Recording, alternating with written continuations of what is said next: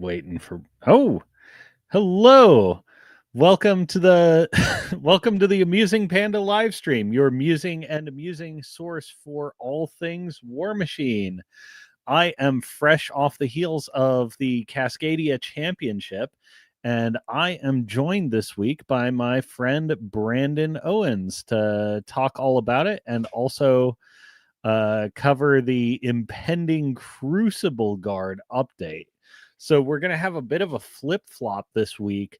Brandon played Crucible Guard in the event. I played against Crucible Guard twice, and we are going to do the event recap before the news, covering the faction. So yeah, let's bring Brandon in and get this thing started. Hey, Brandon, how was Vancouver?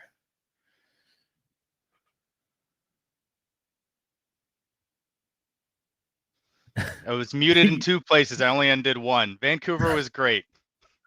Good to see you again. 48 hours later. It's only been 2 days. Here we are. Yeah, so many people don't know about this, but we had a bit of a conversation after the event, and I think one of the things we're going to be looking at for the coming year is, fingers crossed, a proliferation of regional War Machine circuits. So we have the Iron Gauntlet, formerly the Warfare Weekend Invitational. And then for 3 years running, Sean Hopkins and Mario Arruda have been putting on the Cascadia Championship.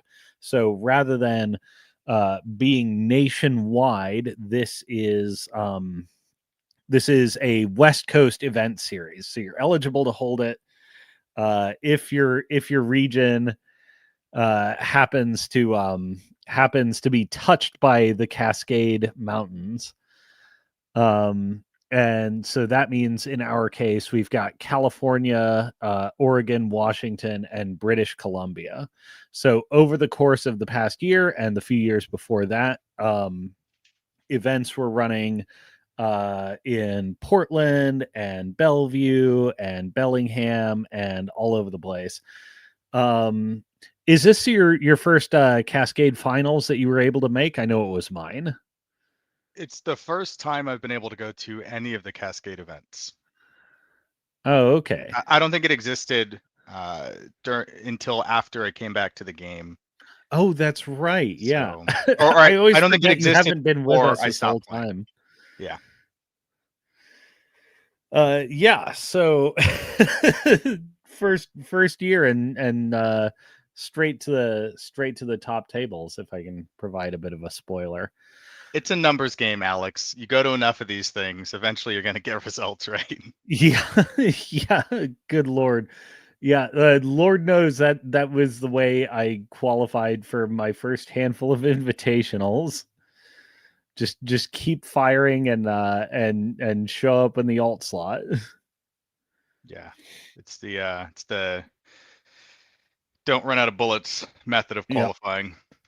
Well, so you in terms of the Cascadia qualifiers, I believe it was you had won the Bellevue Iron Gauntlet qualifier, which was also running on the Cascadia circuit, and you won Dragon's Fury up in Portland, Oregon, right?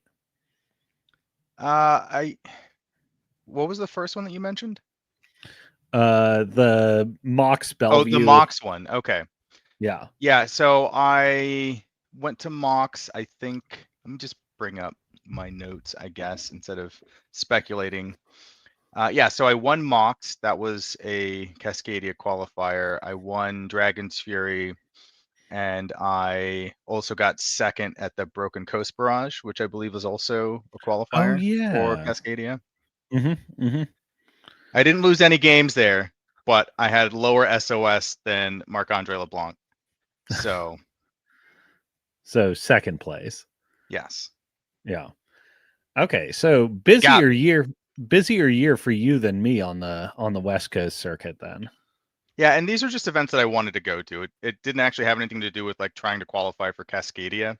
They were just events in places where I knew there were good people and good players, and I was Mhm. able to travel to them, so I did. And the Cascadia was Yeah. just a happy after effect of that there was another tournament that I could try to go to see all these cool people again. Right. Well, you were on the World Team Championship Warpath this year, so I imagine it's any game and every game you possibly can get, Pretty uh much. yeah, get enough mileage. Part of why I say I think this is something that's going to be a pretty big factor in the community's future is if we look back to the Mark II, Mark III days, you had Store Wars, you had the King of Coins, you had what was the circuit in the Indianapolis event that we wound up going to? Oh God, I can't remember now. Yeah, They had yeah, a it was name like for it too. 4 years ago. Let me go look at my sportsmanship award from that event. My consolation for just losing on scenario bottom of 2 against Travis in my first game back from COVID. It's like, oh, Hmm. I've got some work to do. Um, Yeah, but yeah, that was a fun event. I can't remember what it was called. yeah. But yeah, I think because not everyone travels like nationally, but loads of people travel regionally. And it seems to me to be a really strong way to maintain local hype, keep people involved in the community, and just be like, add a kind of end game, even if it's not at lock and load or warfare, but something that all these little regional rivalries and friendships and stuff are building towards. Hey, any thoughts on that and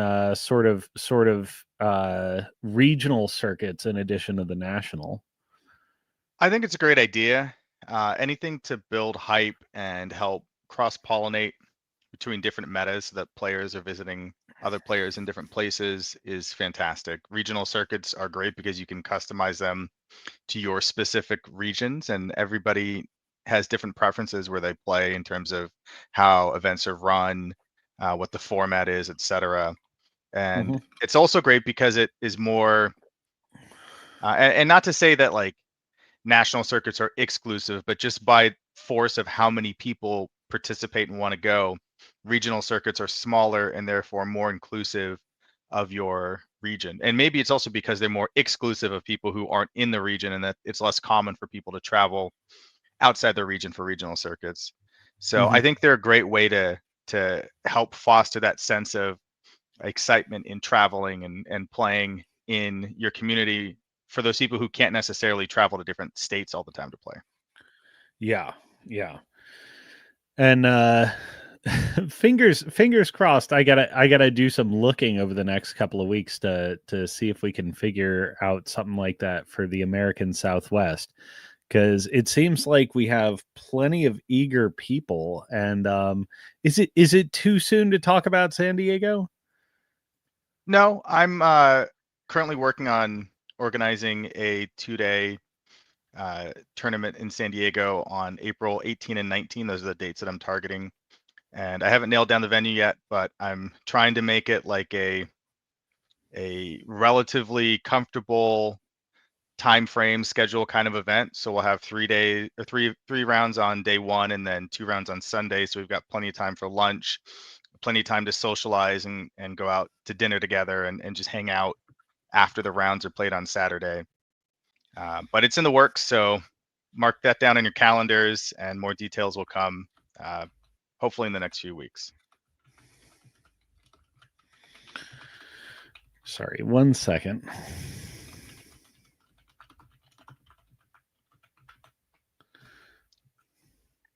In honor of Crucible Guards re-energizing the update, I'm wearing my 2022 vintage Elliot Guest WTC jersey. He played for a Welsh team that year, and he Hmm. played Crucible Guard. So I'm wearing my Crucible Guard Elliot Guest jersey to celebrate. Yeah. Speaking of the Welsh, rumor has it that Dan Jones has been able to rally his countrymen, so we may see a resurgence of the Dragons at WTC this coming year. That'd be very cool. Hmm. Yeah, the the resurgence of UK War Machine and the United Kingdom exploiting its loophole of being four countries wearing a trench coat and pretending to be a nation state may start to reassert dominance.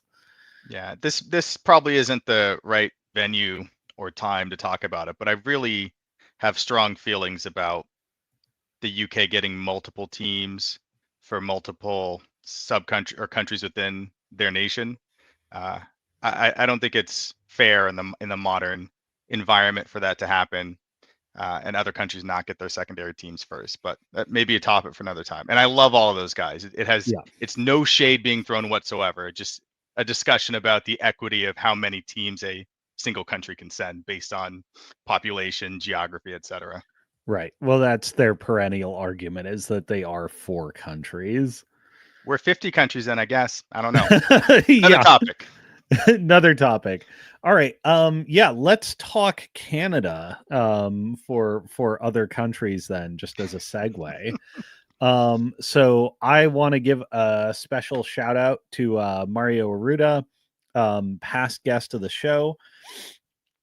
He runs the Shop Talk podcast as well as the Broken Coast War Machine streaming channel, which is linked in the description, where you can get videos from the Cascadia Championship.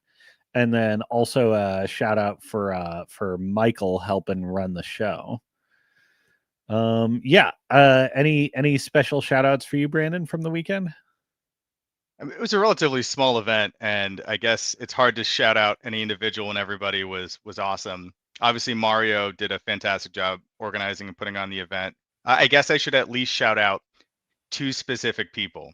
One, Mario for helping make sure I got there in the first place by accommodating scheduling around travel hiccups, and two, Luke Rowan for being the best courtesy shuttle driver any man could ever ask for all weekend, and also Yeah. making it possible for me to actually end up going to the event after some travel hiccups, which I'm sure you'll ask me to detail in a minute here.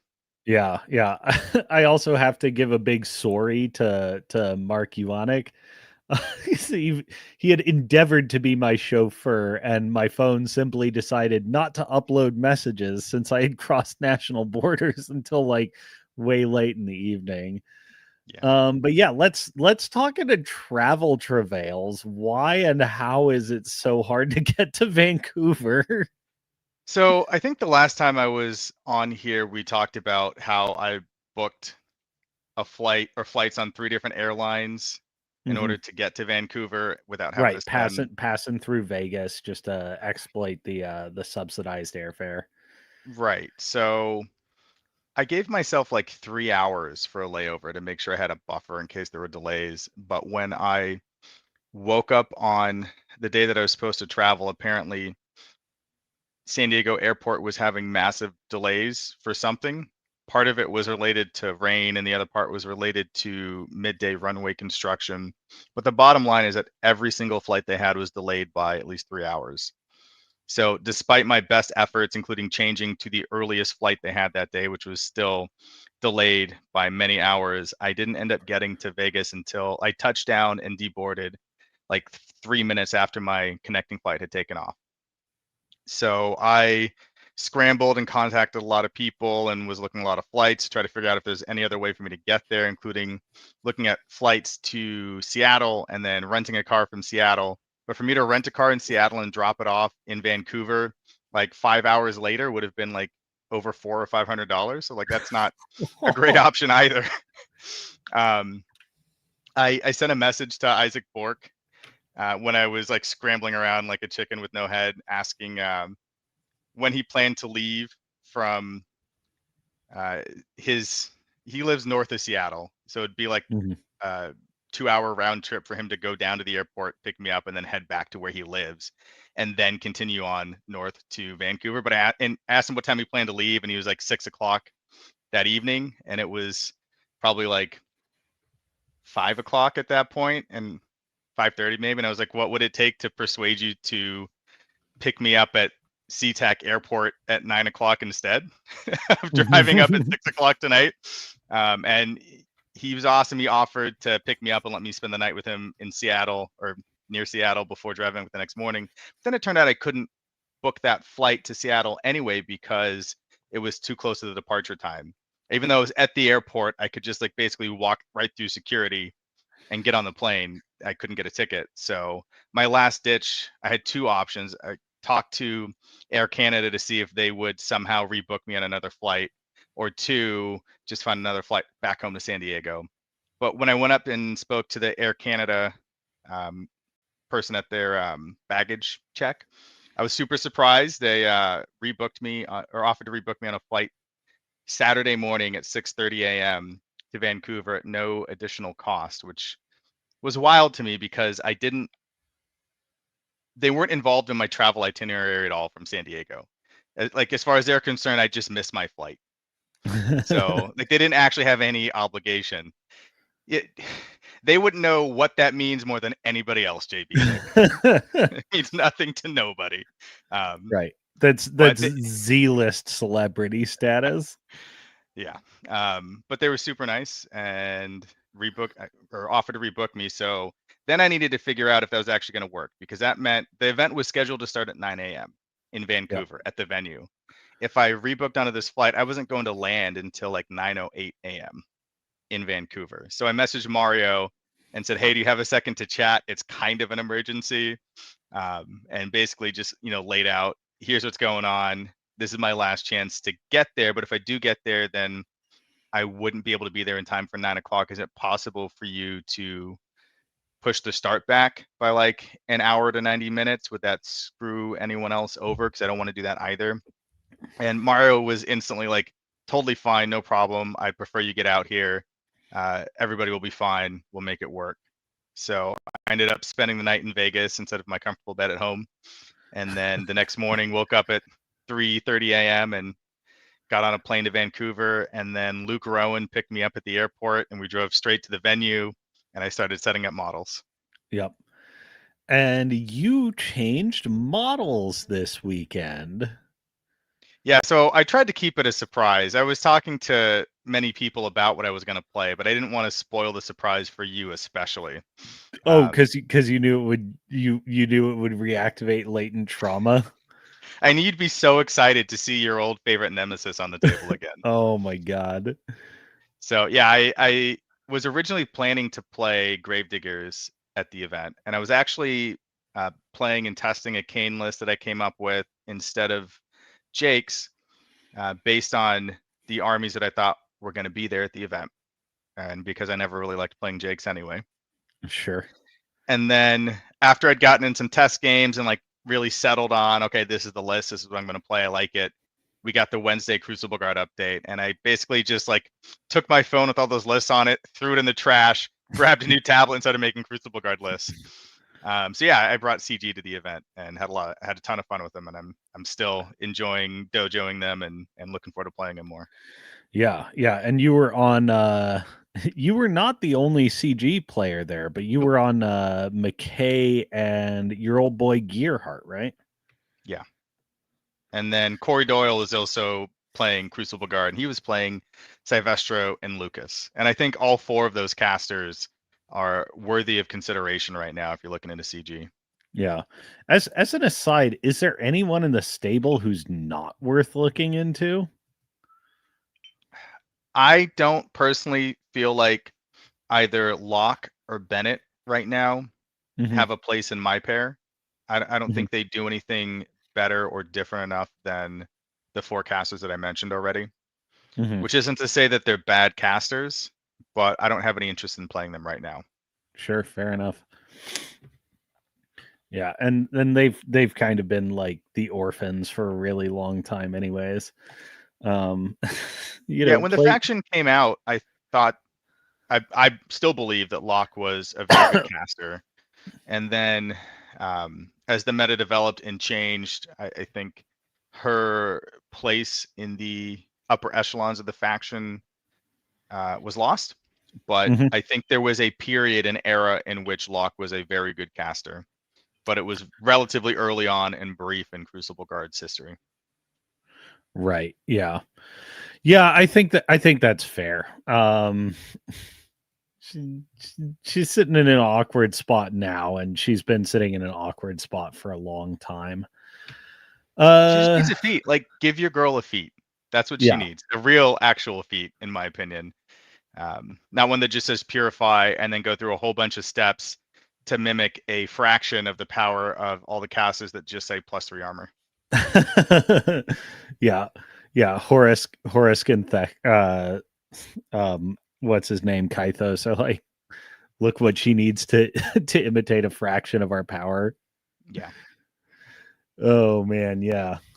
Well, let's talk about your games, because you got games with both casters, and you started the tournament the way you ended with a game into Brine Bloods. Playing Gearheart. Mm-hmm. Yeah, so this was against Corey Cobell's Foul Blood list, which I was looking at earlier.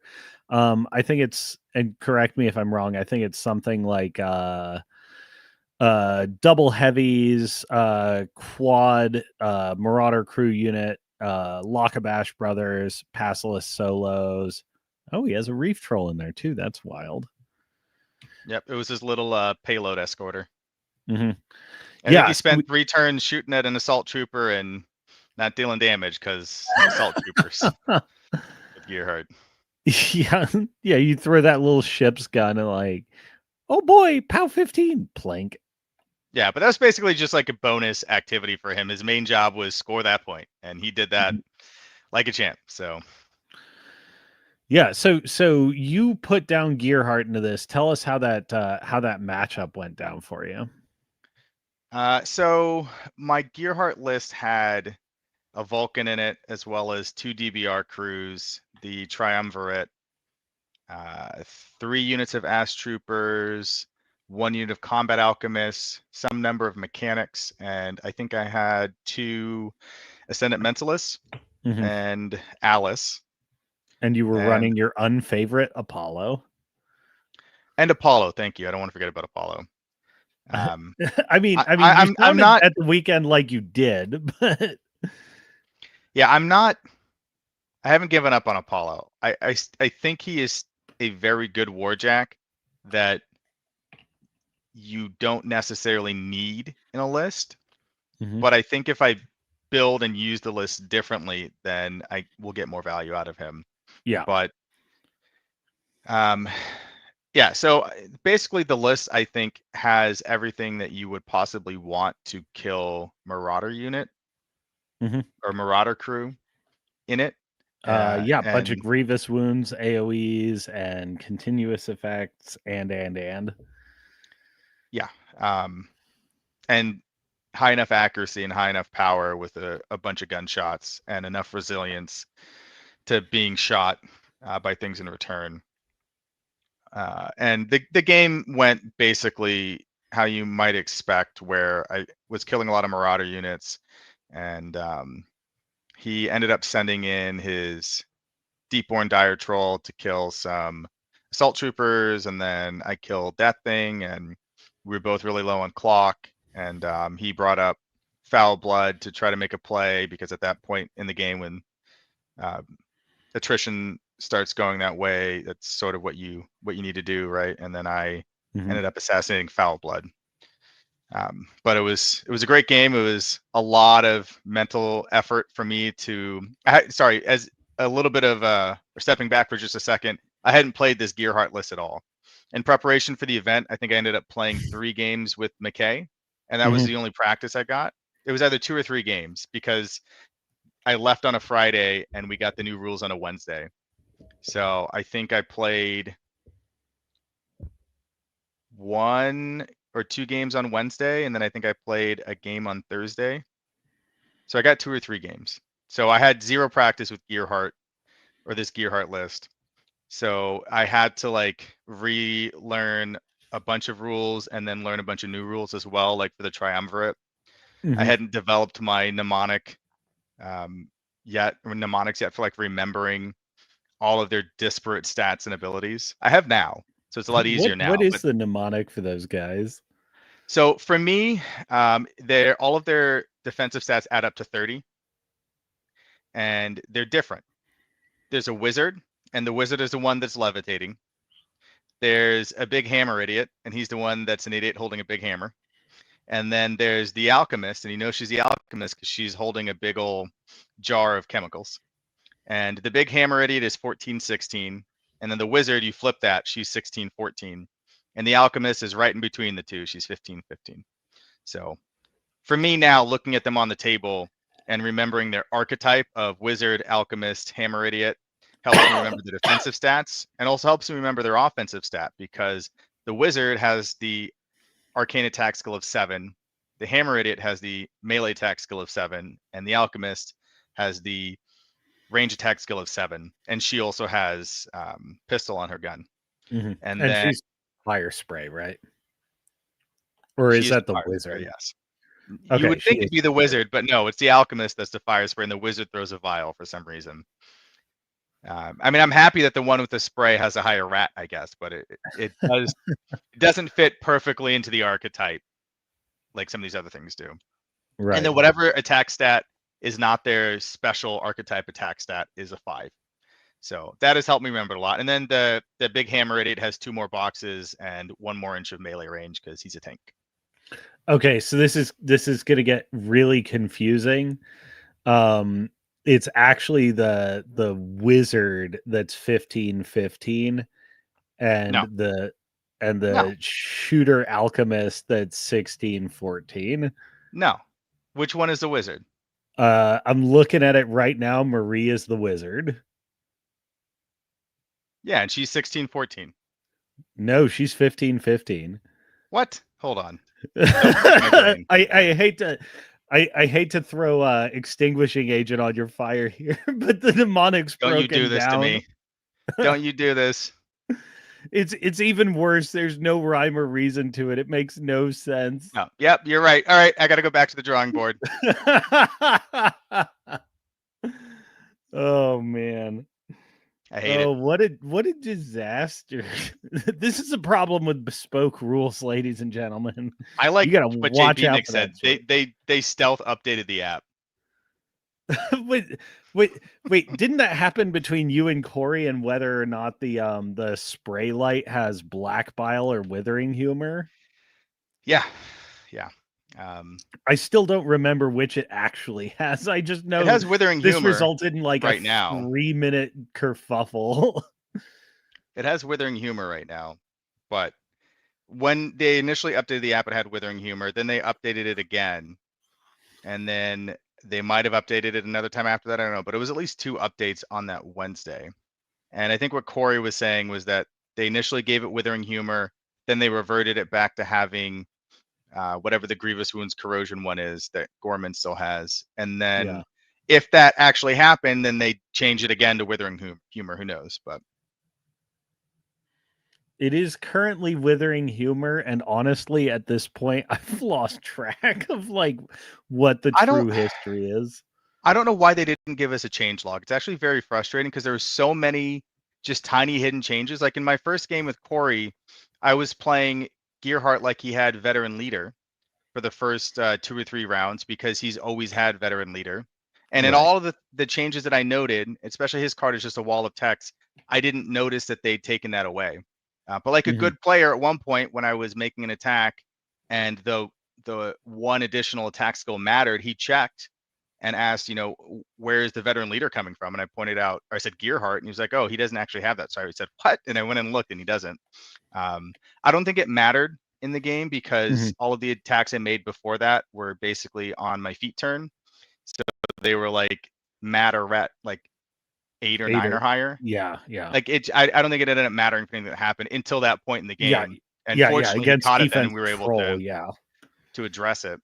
But yeah, like I don't know why they didn't give us a change log because there's so many changes and so many of them were very subtle that we need that. Well, you know what the most egregious thing is? You know, is you hit the see the update log thing, and it says Oh yeah, Crucible Guard added. Too many to review. See the blog post. No blog post containing a change log. Like, Well, no, you go to the blog oh post, and the blog no. post says see the app. Yeah. They both point at each other. It was a glorious disaster, and I think we were like the one weekend where it mattered. Yeah, but there weren't a whole lot of those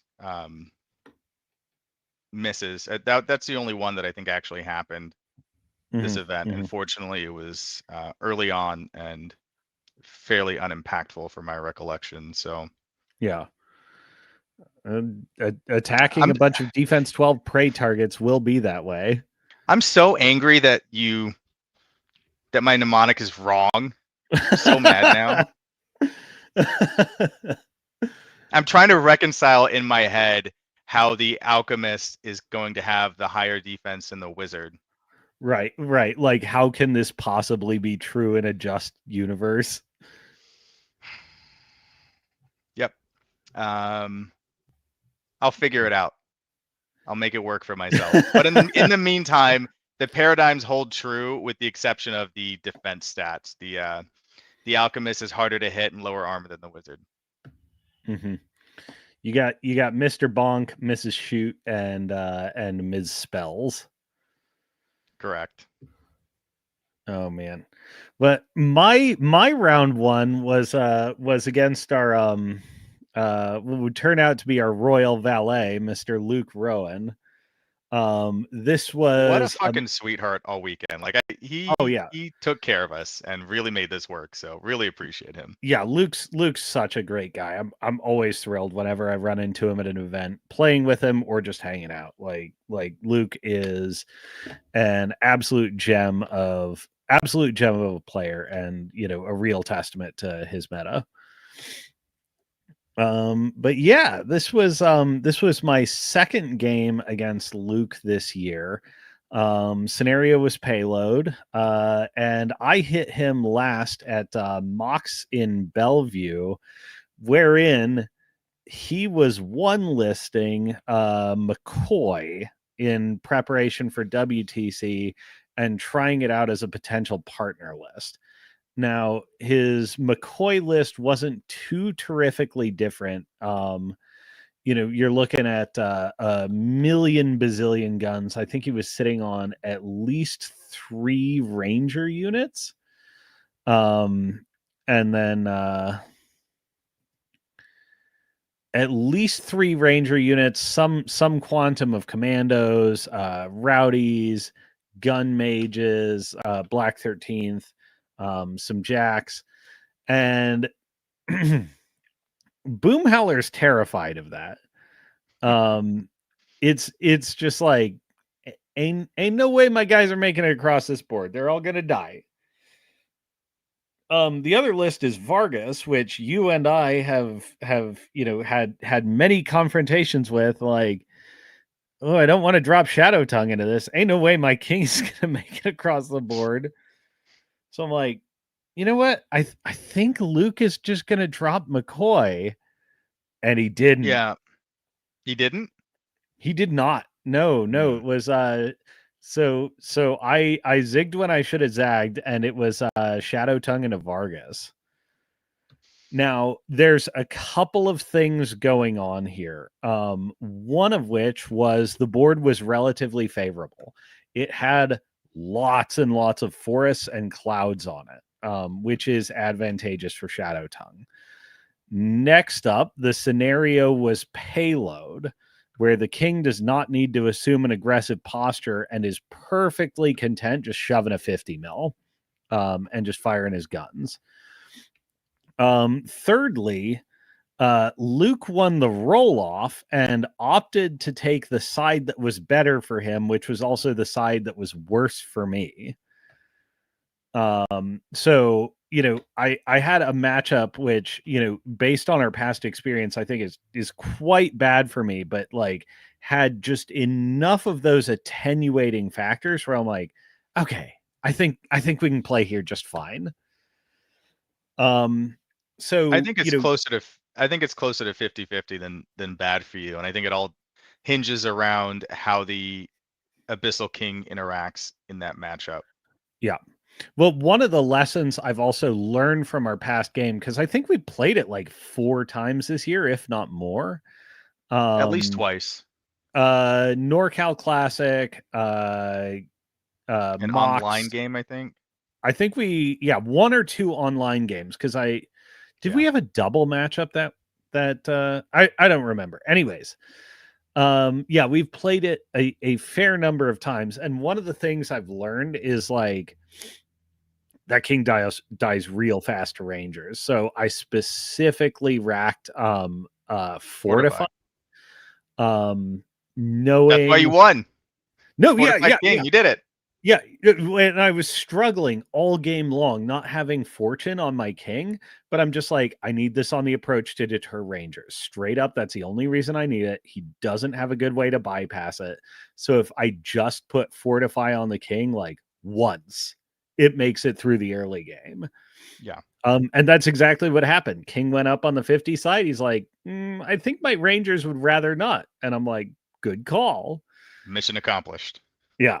Anyways, this game went back and forth for a bit. King is escorting his objective. Vargas peels off and lets Rangers and Deuce buy time against the King. I was able to sneak in a cheeky Virager drag. Like, I had to work to get this Virager drag. It was like Perditions and Gallows and stuff. But I was able to pull down one of the Valiants early.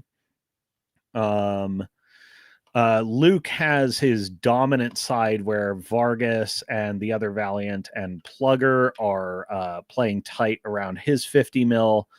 One thing Luke did really well was targeting down entire units and targeting down my surgeons. And I'm like, I don't really like this. Like, you're making it real hard for me to play on the slow flank. Good job, But Luke.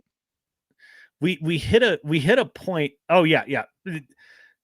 Who knows where this will be in January, but like, man, surgeons are so good at making scenario go forever, especially when backed up with Shadow Tongue revives.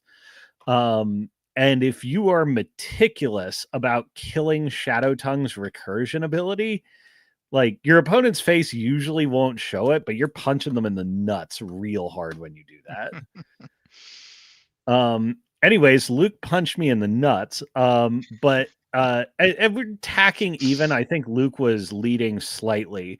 But I think I had wound up putting him with that early sneaky Valiant kill. I think I had put him in a difficult enough position that he started to run real low on clock.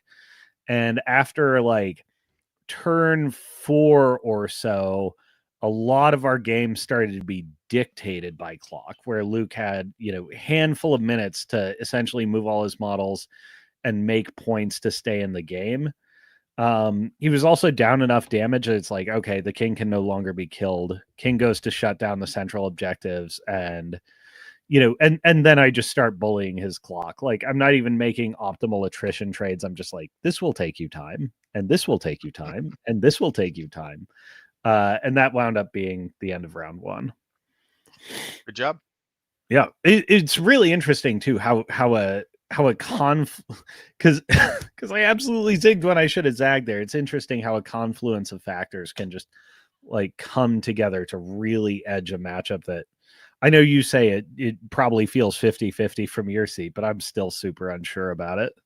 Well, you made the one or the main important bit of growth in that matchup that you needed to, which was you played it multiple times and you learned what the linchpin was, what worked and didn't work, and you adjusted your rack and game plan based on that. And Mm-hmm. as a brief aside, that's what I will miss the most about racks when they go away is your ability to be more flexible in your list pair and taking on challenges that would otherwise be incredibly difficult so that you can play into more of the field without feeling like you're super either outmatched or outmatching your opponent at list selection. And Right. obviously racks are imbalanced in some places right now, but the fundamental concept of a spell rack was one of my favorite things in transitioning to Mark IV for that very reason. And so I'm sad Mm-hmm. to see them go completely as a result. Right, yeah, because you didn't I mean, because we're gonna be moving back to a territory where you have to be much more mindful of your list composition and fighting your opponent on a composition level, versus especially if you're replaying a game over and over and over and iterating, you start to have the room to, like, make those micro niche adjustments. So, yeah, it will be painful to see that go away a bit. Um But like I said, you made the adjustment you needed and you changed that matchup from one that felt really difficult for you to one that it sounds like won pretty handily as a Mhm. result.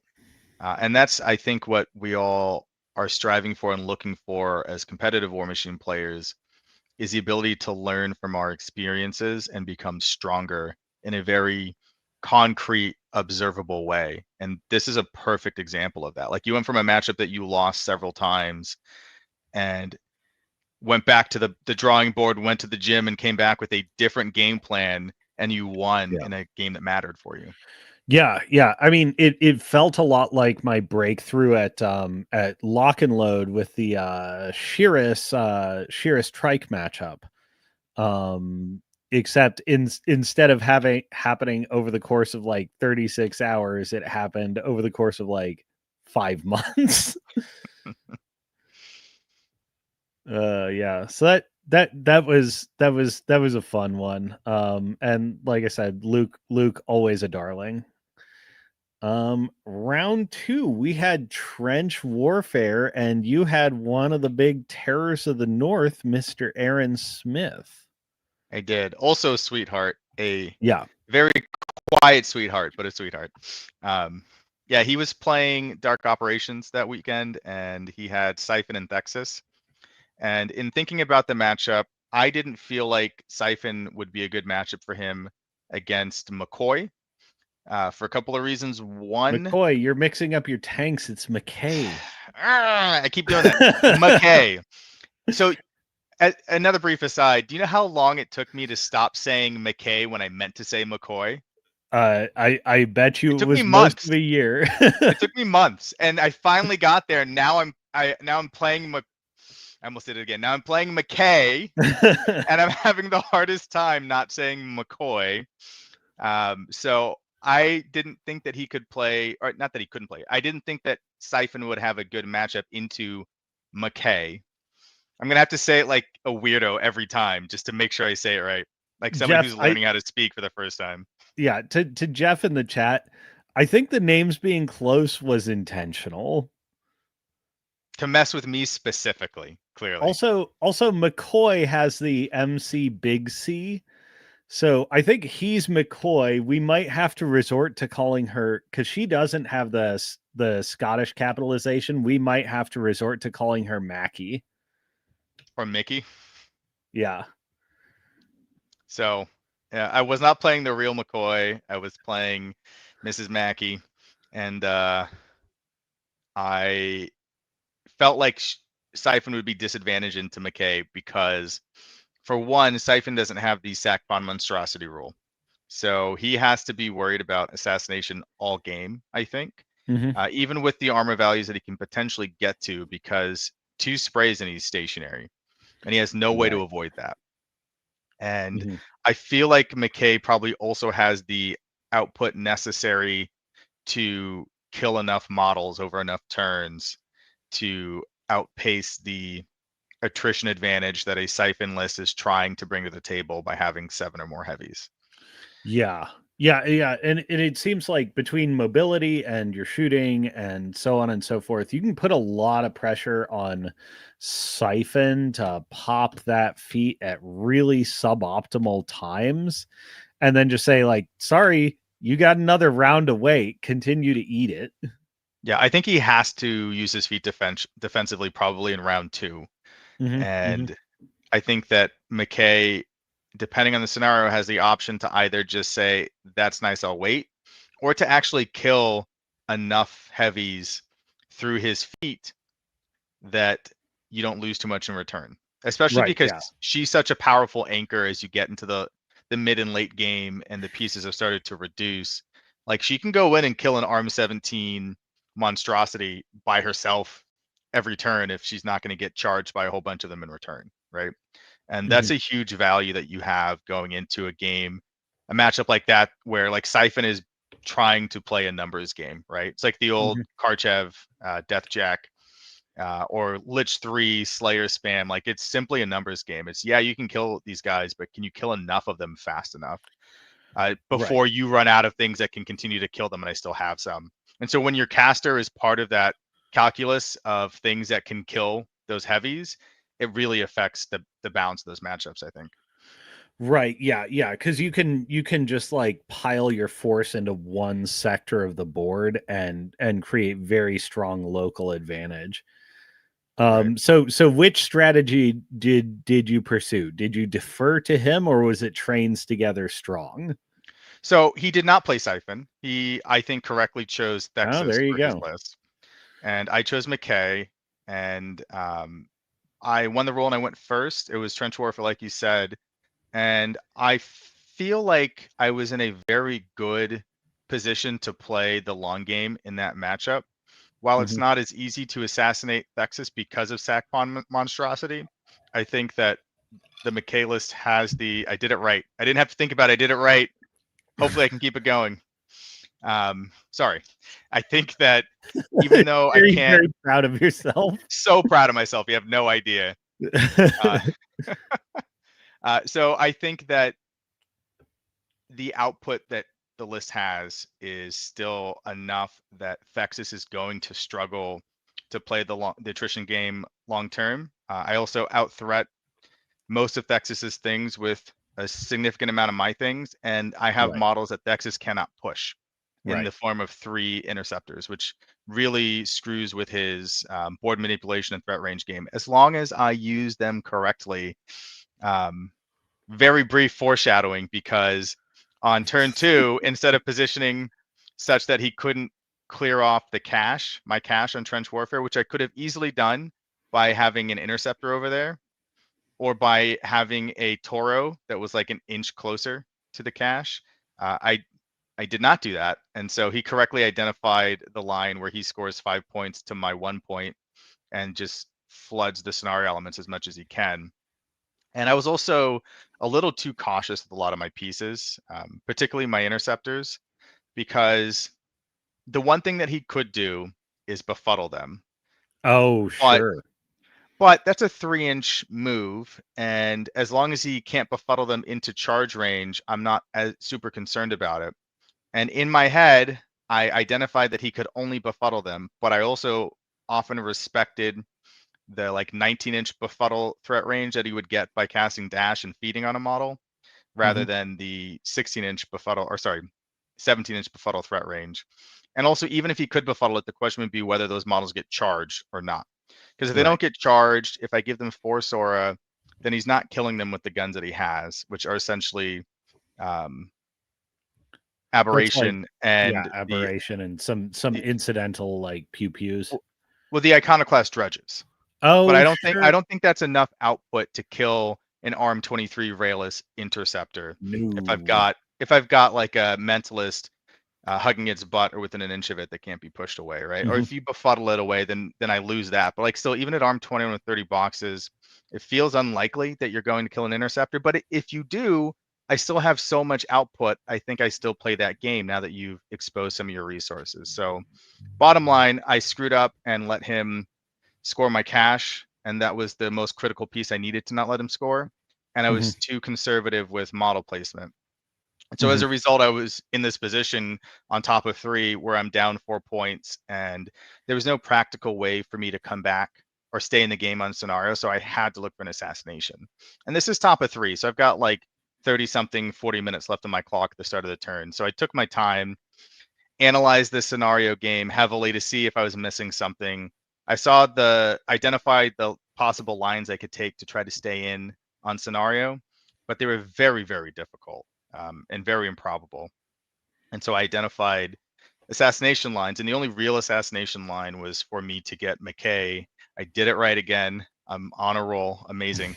Um, we need like some confetti fireworks animation for the stream when I Yeah, don't make we the McCoy and I need a McKay. score counter here. Every time you're on in the future, I'm just gonna have McKay McCoy counter.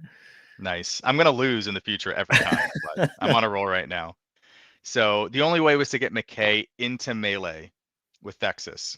And Aaron identified her baseline threat range of being, what is it, 12 inches with mobility, and wisely stayed outside of that.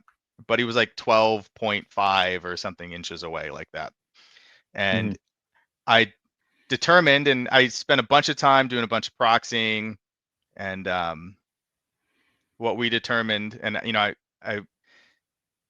tried to do this as accurately as possible without bumping things, and make sure that he agreed with all the measurements along the way, because it's the kind of thing where, like, you don't want to go through and set up an assassination on somebody's caster like this and have them feel like maybe you shouldn't have gotten there, because it involves a lot of weird movement, right?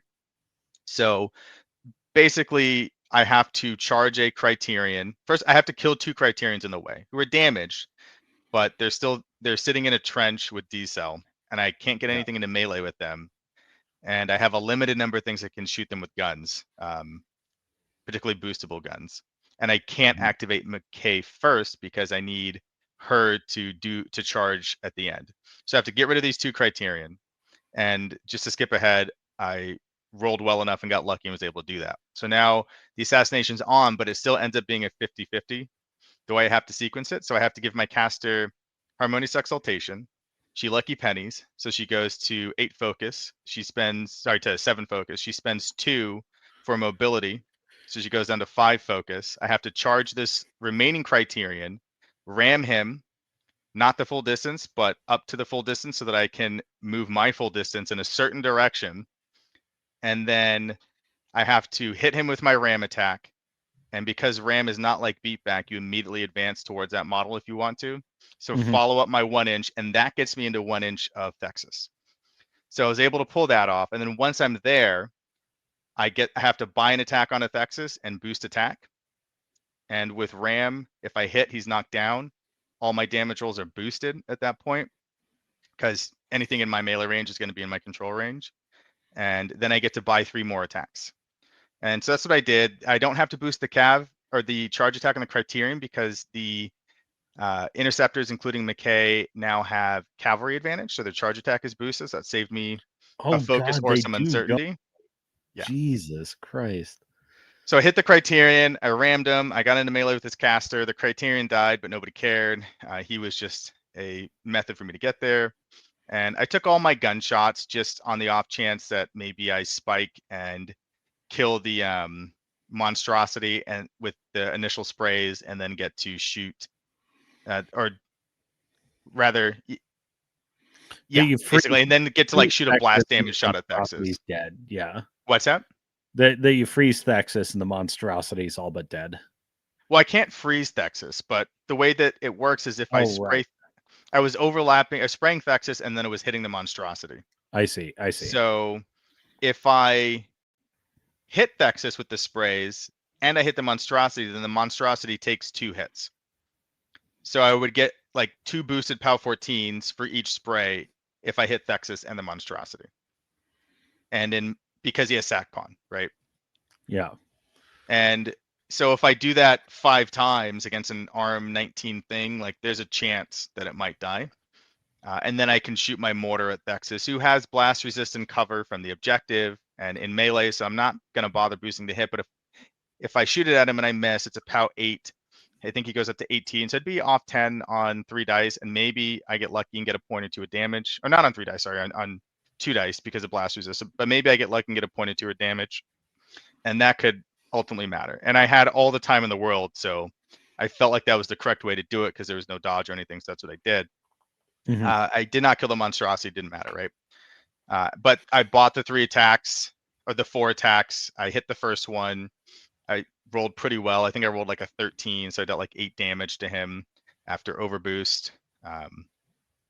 Maybe I rolled a 14, but I'm dice -1. And bottom line, I think when I calculated it in Odds Machine afterwards, like a 50% assassination if I get to that point, which involved a lot of difficulty killing criterions, getting lucky. But I ended up pulling it off, which was a lucky outcome because I made a bad mistake and Aaron made the correct choices to capitalize on that. And the only thing he didn't do is, I don't remember whether he had hit and run or not in his list, but we talked about it, and he said he wished he could have hit and run Vex's back, because if he was back another inch, I have no assassination and it would just be Right. game over. Yeah, he's unreachable, and you have to play this this awkward game. I mean, was it even possible to come back on points? It is. What I would have to do is score his cash, essentially, Mm-hmm. but I have to do it. I have to score it with McKay, because she was the only one in range to get to it. So she, and it's worse than that, because she would have to mobility, walk up to the cache, score it, and then repo 3 backwards and try not to die. Yeah, And probably be in like charge range of like aberration and some other stuff. It's not a good time when your battle engine caster walks forward and forfeits her combat action. Yeah, and I had to kill a bunch of beefy boys that were contesting it without her going first. I think it was like 2 iconoclast drudges and 2 criterions and maybe something else. Mm-hmm. But I also had to kill another iconoclast drudge and a monstrosity that were on the one of the 50 mils, so that I could score that too.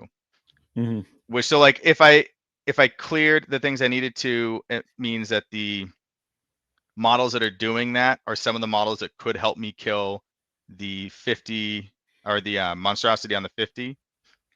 So I'm going to have fewer resources that I need to kill that monstrosity, and my caster can't contribute to any of the killing. So it was a really, really awful line to stay Mm-hmm. alive on scenario. And if his caster was 3 inches further back, I have to go for it, because that's the only other thing I can do besides just shake his hand and give up, which I don't do. Right. I respect my opponents too much to just see a line that is near impossible but not impossible. Like, that's the line, I have to go for it and see if it works, right? Mm-hmm. But Mm-hmm. fortunately, the assassination was available and much better, even though it was not good. But it was much better than that scenario play. So it worked out for me in the end, and I learned some important lessons that hopefully I won't forget it again the very next time that I play. Fingers crossed. I think that all the time about my hard won lessons, and I'm like, I'm not gonna forget this one. And I see the exact same situation, like, I wasn't supposed to forget something. I forgot. I don't know what it is that I can't remember, but I know I'm about to screw something up. Yeah. Oh my god. Oh. Yeah. Yeah, my I think maybe running playtest a lot does weird things to your brain. I think Corey definitely had some of those in my round 2. So Corey was running quite a different pair. He's who I hit next. Once again, trench warfare. I put down Shadow Tongue, and out of his pair of Silvestro and Lucas, he puts down Silvestro. So my Shadow Tongue list is the same Shadow Tongue list, like with the King, that has been for ages. And Corey is running Silvestro with the Triumvirate and Alice, Vulcan, Apollo, Vindicator, Suppressor, and then some other models. The Mortar, not the Ass Troopers, but the Shock Troopers. Are they Shock Troopers? They Yeah. are. They are. Shock Troopers, Mentalist, Trancer. So standard CG things, but mostly Silvestro big battle group. He wins the role to go first and shoves up his models very cautiously. We have to do a bit of back and forth after Silvestro super fuels everything to find, like, okay, where can't I be killed with spells on your turn 1? And he finds it. I miss Old Impenetrable Haze for that, for sure. Yeah. Yeah. Yeah. I probably would not have played Shadow Tongue if he had Old Impenetrable Haze. I mean, Shadow Uh, Tongue is one of the few spellcaster assassins that I think could contend with that, because you can run and place idiots within 5 of them and then you're fine, right? yeah, he can get in close enough. So yeah, he essentially runs a keep out of threat range first turn. So it's the Vulcan and the Vindicator and Apollo and Silvestro and the Triumvirates and the Mentalist all pushing up on his 50 side. And then we also have a big old obstruction in the center of the board, which actually turns out to be quite consequential. And then on the other side, there's the suppressor playing kind of middle groundish to be able to reposition where it needs, and shock troopers going up the other side. So what I do is I play keep away with my king, because a Silvestro army will just liquefy a king at range, and it's gone. When you can't So rely on defensive upkeeps or unyielding, if you can get some melee things in there, absolutely. right, yeah, is essentially I have no defensive tools I can rely on. So he positions his force fairly aggressively, and I position my king to okay, you stay away, but if Corey gives me anything, I can do good damage. Can I interrupt you for just a second, by the way? Yeah. What is the timing with rough seas and signs important style feat like Silvestro when you choose the die? Like, does Silvestro get to pick the die and then the highest goes away? That is a good question. I don't know. I never rack rough seas, so I'm not the guy to ask. So here's why I ask, because if Silvestro gets to pick first before removing the highest die, then casting rough seas essentially only increases his crit likelihood for his army by a very significant percentage. Sure. Which sounds really fun, and I wish that you'd racked rough seas so we could have learned that and then So found that it out. could have happened. Yeah, but Yeah. I'm defense troll against Crucible Guard. Why would I ever do that? It's an insane thing to do. I don't think any of those guns really have crit anymore either. Like Gearhart's guns crit, but I'm trying to think of Yeah, who not in that army might. I don't think yeah. anybody. Like the Stygian isn't a gun, so you don't get rough seas. But Yeah. anyway, would have been It's fun. not common, but rough seas and your nerd brain loves rough seas because it's oh, I'm playing a game with the dice and I'm removing this and that die, and it feels very agentic, but it turns out the spell is awful. In the faction it's in, it's just not good. I disagree with that, but I think it's very contextual. So I think with Thorga, for instance, it's good. I think when you combine it with Blur from Mm-hmm. Foul Blood, it can be good. But in Mm-hmm. the entire milieu of a Brian Blood's list, bringing tools to the table like Thorga Feet or Blur, Duck and Cover card, Force Barrier from Boom Howler, using natural terrain, it can start to matter. Like when you have things that are def 14 to 16 against a lot of guns, it will start to matter. But you have to set up all of these factors, and it has to be against an opponent's army that can't push their accuracy values high enough for enough attacks for it to stop mattering as much. But there's a very broad band, I think, of matchups where rough seas is relevant. You don't like to play those, and I Yes, totally understand that. David's got my back here. You don't try and defend defense troll. Well, I mean, yes, you can do that. I don't do that. You And just so go for the throat, which I respect. yeah, and so I mean, you're gonna rip into me later for how doomerish I am about Crucible Guard. But Brine Bloods is the hyper offense faction. I see no reason to not go all the way to the hilt on offense. But anyways, so rough seas didn't matter. My troll plays keep away. He's positioning real heavily. I think active player chooses order. Okay, there you go. Thank you, Stephen Williams. Mm-hmm. I guess if you're a clever boy and have crit effects, you want to be the clever Silvestro and watch it happen. To ask your opponent before the game, oh, I hope you don't rack rough seas. Oh no! Don't throw me into the briar patch, Miss Thorga. Yeah. Yeah. So I position, I think, my frog and a unit of marauder. Like I have a unit of marauder crew that's in my deployment zone, facing down a Vulcan, and they just move backwards. They're like, the second we step forward, we're just gonna die. And my frog is sort of standing there, like, well, as long as I don't lose my immunities, I'm not instant dead. And then I have like, there's also a central forest, which is quite nice for me. I have like Dire Troll, Sully, Shadow Tongue, like all having a party back there. So I play a very, very conservative turn one because Corey is giving me basically no board space to move into. We go into Corey's turn two. Oh, on my right side toward my own 50 mil, I just run a tapper crew full steam at that 50 mil. And they drop their butts inside of 3 inches of it for the most part.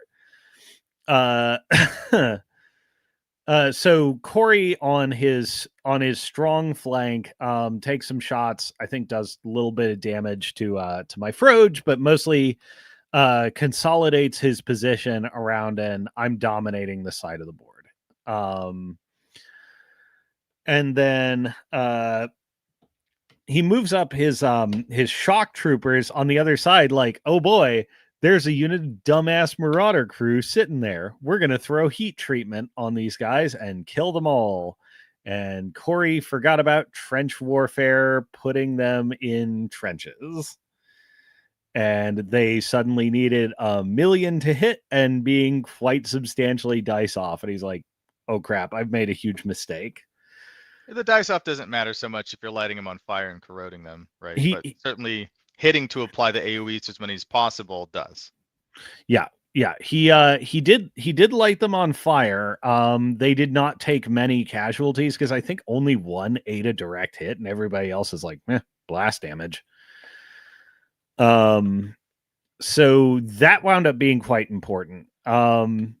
We go to my next turn.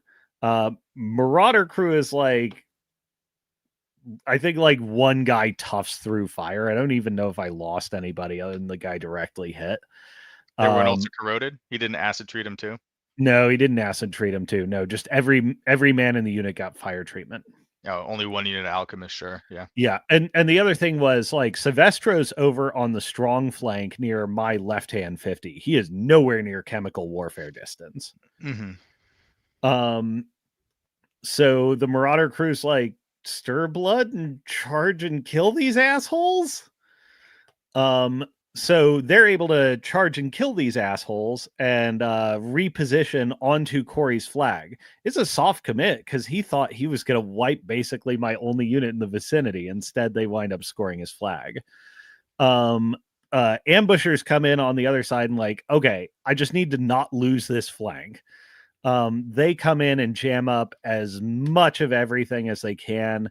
The other unit of Marauder crew that was like, the second we go forward, we're going to die. And they look at each other and go, okay, it's time to die. And they run to jam things up. And the frog with Enliven runs onto my flag next to my liability statue and says, it's time for me to die. And then I'm able to clear. He has a soft contest on his own cache. Like, my king walks forward and pretty much all it does is spray this one mechanic to death so I can grab his cash. So Corey defensive scores his own 40, but I get the cash, I get my 50. I get his flag and I get my 40. So we go up 6-1. And it's desperation time for Corey. So he's able to pull some slick moves with his transfer, getting it to go in and kill a guy. Like, he has to have his suppressor do nothing but clear, and the transfer is able to come in, contest the flag, contest my 50, and he's like, okay, your king's contesting your cash. I'm not getting through that because it's still not in the danger zone. I'm gonna get your flag, and that's how I stay in this game. Now there was a lot of moving parts in this because Corey's army is big battle groups of Estro. There's not a lot of models on the board. And it's delicate work for him to unpack everybody and then make the requisite attacks and stuff like that. Couple of things, like the wheels start to come off in a couple of places. Like the triumvirate comes in and kills almost the entire marauder, like basically all the marauders, basically all the pig boarding crew, especially with their fire corrosion double AoE size thing, which gets I love it. freaking thing. Love it. And Apollo walked, and like for the 3 marauder crew was hitting, he's like, you're gonna explode, you're gonna explode, and you're gonna explode. So this whole unit blows up, but Shooty Chick shoots her flamethrower to clear off a marauder crew and 2 pygmies. One of the pygmies gets missed and dodges. This creates and I think this is where the wheels start to come off, because Corey only has basically 2 models that could. The plan is the Vulcan goes in and kills the frog, kills my statue. He's sitting on the flag, but Corey literally has 2 models that can join the Vulcan in scoring that flag. It's Apollo, who's already given explodium juice to my guys, and his mentalist that he needs to kill my pig so his Vulcan can even charge.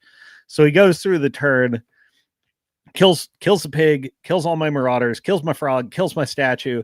He's looking down on the board and like, crap, I needed one of those 2 models to come help score. That's rough.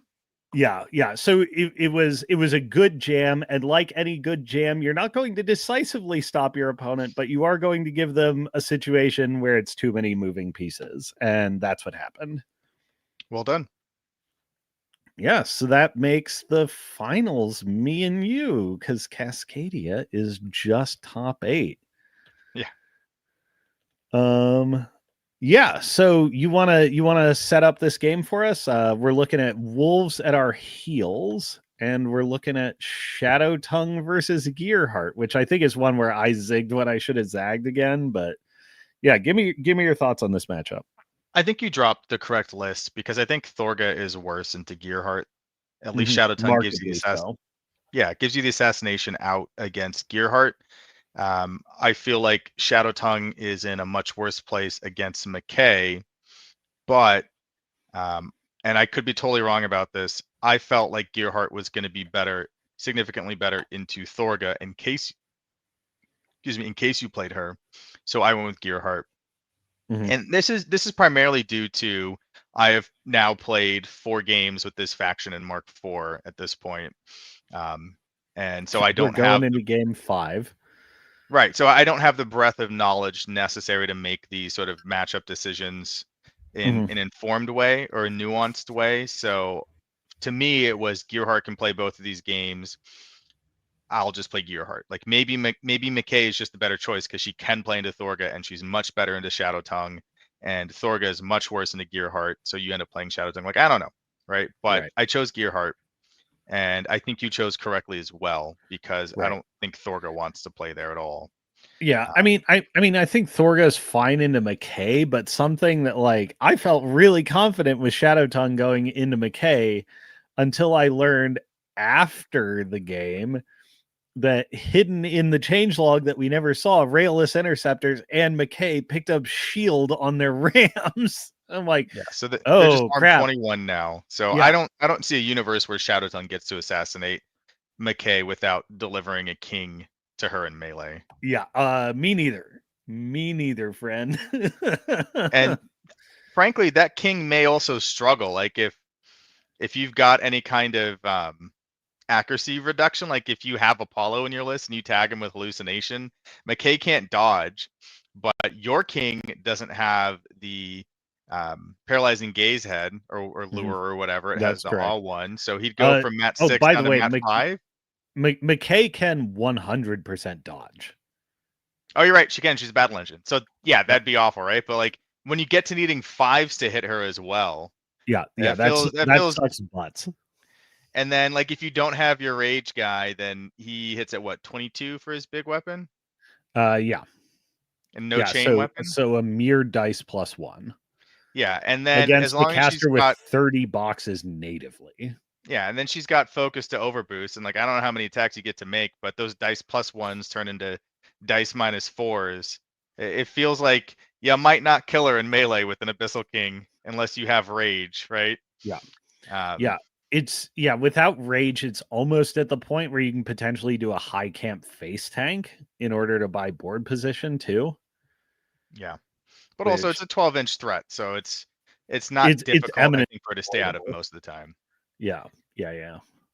But anyway, that's not the one that we played because I think you chose the right list. So we played Shadow Tongue versus Gearheart. Uh, you won the roll to go first this time, I believe, Did and I? I chose and Oh I yeah. chose the side on the bottom, um, or not the side on the bottom. This isn't War Table. I chose the side that I had chose the a side wall. close to me. Yeah, you Yeah, chose the that wall makes it the side. bottom. Because I correctly identified that keeping Gearheart alive is the way to not lose this game. If Mhm. I felt like I was going to have a huge attrition advantage into your list and that you were going to be looking for an assassination, and so I just needed to keep Gearheart alive, which I think You is a were correct correct. evaluation. And I then went into this game thinking Brandon is going to have a huge attrition lead. I am going to try and kill Gearheart. yeah, and I also felt like I can do that if I play around this wall. And then, spoiler alert, I lost the game the very second that I left that wall. That is true. And we'll talk about that in a second, but I think leaving that wall was a mistake, not just because it provided you your best chance to kill me, but Yeah. because I don't think it was ultimately necessary for me to keep Yep. playing the game. Yep. But so go ahead. On turn one, I chose to set myself onto tilt, on a 5-minute delay. So I ran all my models forward, and I was not super attentive to Brandon's walk and shoot range. And part of it's like a snipe on the Vulcan. I literally can't stay out of this. But I Yeah. was not attentive to things like the DBR and all this other junk. And it so I just run my Marauder crew really willy-nilly. The king is super cautious, the dire troll is cautious, the Virager is cautious, although the Virager also got nailed by a disaster shot too. um yeah, so I was not overly calculative of your threat ranges and ran my models forward into what, on a pure vibes basis, I thought were okay places to stand, and they were not. And I immediately went on tilt when both effect tokens started hitting them. So Crucible Guard can do the really cool thing now where you have a unit of combat alchemist that stacks heat treatment and or acid treatment up on models with AoEs, and then you can shoot your enemy, light them on fire and or corrode them from fairly far away, particularly with Gearheart because he has snipe. So I saw where you ran all your stuff turn one, and to me it was a fairly easy choice. Like this turn, my goals are to cast D-Cell if Mhm. I feel like I need to. Did I? I think I did that turn. Position Gearheart behind this wall, put a bunch of bodies in front of him, and then apply fire and corrosion as many things as I can. But it was really just one cluster of models I planned to shoot on my right side of the table, a tapper unit that you had. My plan was put heat treatment and corrosion on my Vulcan, snipe the Vulcan, shoot those guys, and if I don't kill them, like light 4 of them on fire and or corrode them. Mhm. And like mostly wipe out the unit, right? Because you don't have put the fires out on your list, as I recall. I do not. I don't run it in the So, Shadow Tongue list because I often don't feel I need it, although I might right. now. Yeah, because your guys are primarily a method for you to apply spells rather than your main method of fighting. So it makes Yeah, sense. they're a way to, like, with when backed by recursion and the odd spell here or there, they're a way of winning flanks Yeah. that are lightly to mildly contested. So my plan for turn one was just try to kill these 4 or 5 guys and keep my caster safe and set up for following turns. Also, I think worth noting for the long game is that on my side of the table, because we're playing wolves that are heels, there's a forest. So there's a wall sort of biased to the left. There's a forest to the left of that, and then there's the 40 millimeter objective, like right there. So I have a pretty comfortable place to put my triumvirate to Hmm. score that objective, and I feel like the triumvirate are probably an ideal unit to escort 40 mil on wolves right now because Yeah. they can contribute at range with their spells as units come close. And Yeah. then once units are close enough that they have to start fighting in melee, they can fight in melee. Yeah. And if you duck and cover them on a critical turn, be it turn 1 or turn 2, when they can start getting shot, they're very difficult to kill at range. So they Right. feel like a really good unit for that. So I was No, excited yeah, because I yeah. have them over there. Sorry, go Well, ahead. and they can make so many attacks, and they can make so many attacks because, like, realistically, they don't start attacking until turn 2 at the earliest, but mostly turn 3. So they're at max stacks of their alchemy tokens, and like they can make multiple attacks per model before buying, and they can have boosts chasing every single attack they need to, and they can cast a spell on top of that. Yeah. So they seem pretty good. I'm excited to play more with them. But so my plan is to try to kill these 4 or 5 uh, tapper marauders either directly or by lighting them on fire and corroding them, and then keep my caster safe, get out snipe, decel, and then set up the triumvirate to be in position to start escorting that 40 on the next turn and take as much board space as I reasonably can that turn. So I start off by giving corrosion and fire to my Vulcan. I give fire to my DBR on my right side of the table just in case, because he's in range to take a shot too at the same group of marauders that I'm planning to shoot. So I'm like, I might as well, right? And Yeah. Asher does this thing. He bunkers up behind the wall. I feel like he's fairly safe. I think I ended up spending 4 focus, so I'm camping 2 with D-Cell and 4 Sora, and I'm, for what I recall, outside threat range for your king to shoot him.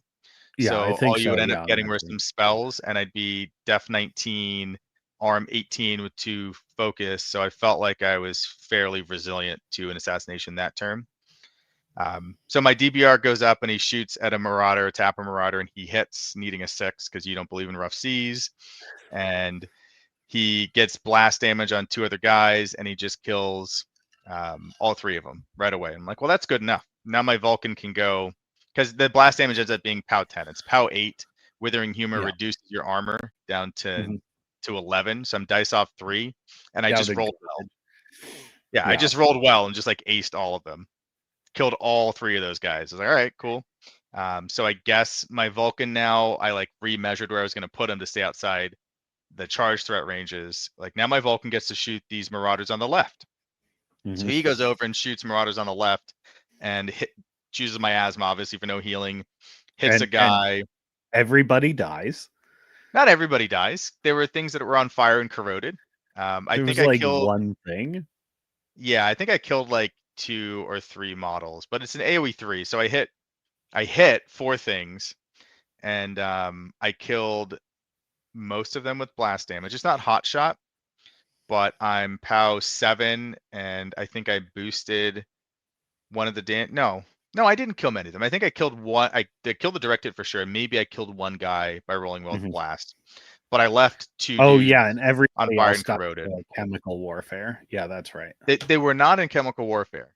They were just corroded and on fire, Right. which is still death to a marauder, Yeah, right? yeah, yeah. Chemical warfare is just they don't get a role to live. Right. You can still put the fires out to get rid of it, but they don't get to roll to see if they live. Mhm. But so I saw another gunshot, so I reloaded, and Shot at my frog. yeah, that had cover, right? Mhm. So it's Def 17. I'm like, I'm probably not going to hit it, but I have literally nothing else to do, so why not? And then I rolled the 11, so I hit it, You and you set you set the you didn't set the frog on anything, but you did good damage to him. You set my surgeon on fire corrosion. You yep, set Madame Moriarty on fire corrosion, and you put my statue on corrosion. yeah, it's classic. Why you stand there, right? Um, you're like, all this stuff's behind a wall or behind a big building, like super far away from your models. Like I left my deployment Yeah, zone, I guess, but yeah. I didn't run out of it. And my Vulcan's like, why are you standing there? Have some fire and corrosion. So it felt like a good first turn for me. I was happy with that.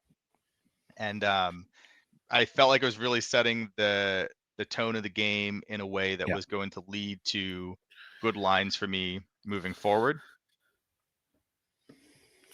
All hail King Cosma. Oh my god. All hail the king. We don't have the GIF queued up here yet. Why not? For which I am grateful. It is the new rare Pepe that is making its rounds on Discord. Oh my King god. Cosma gif shaking his head.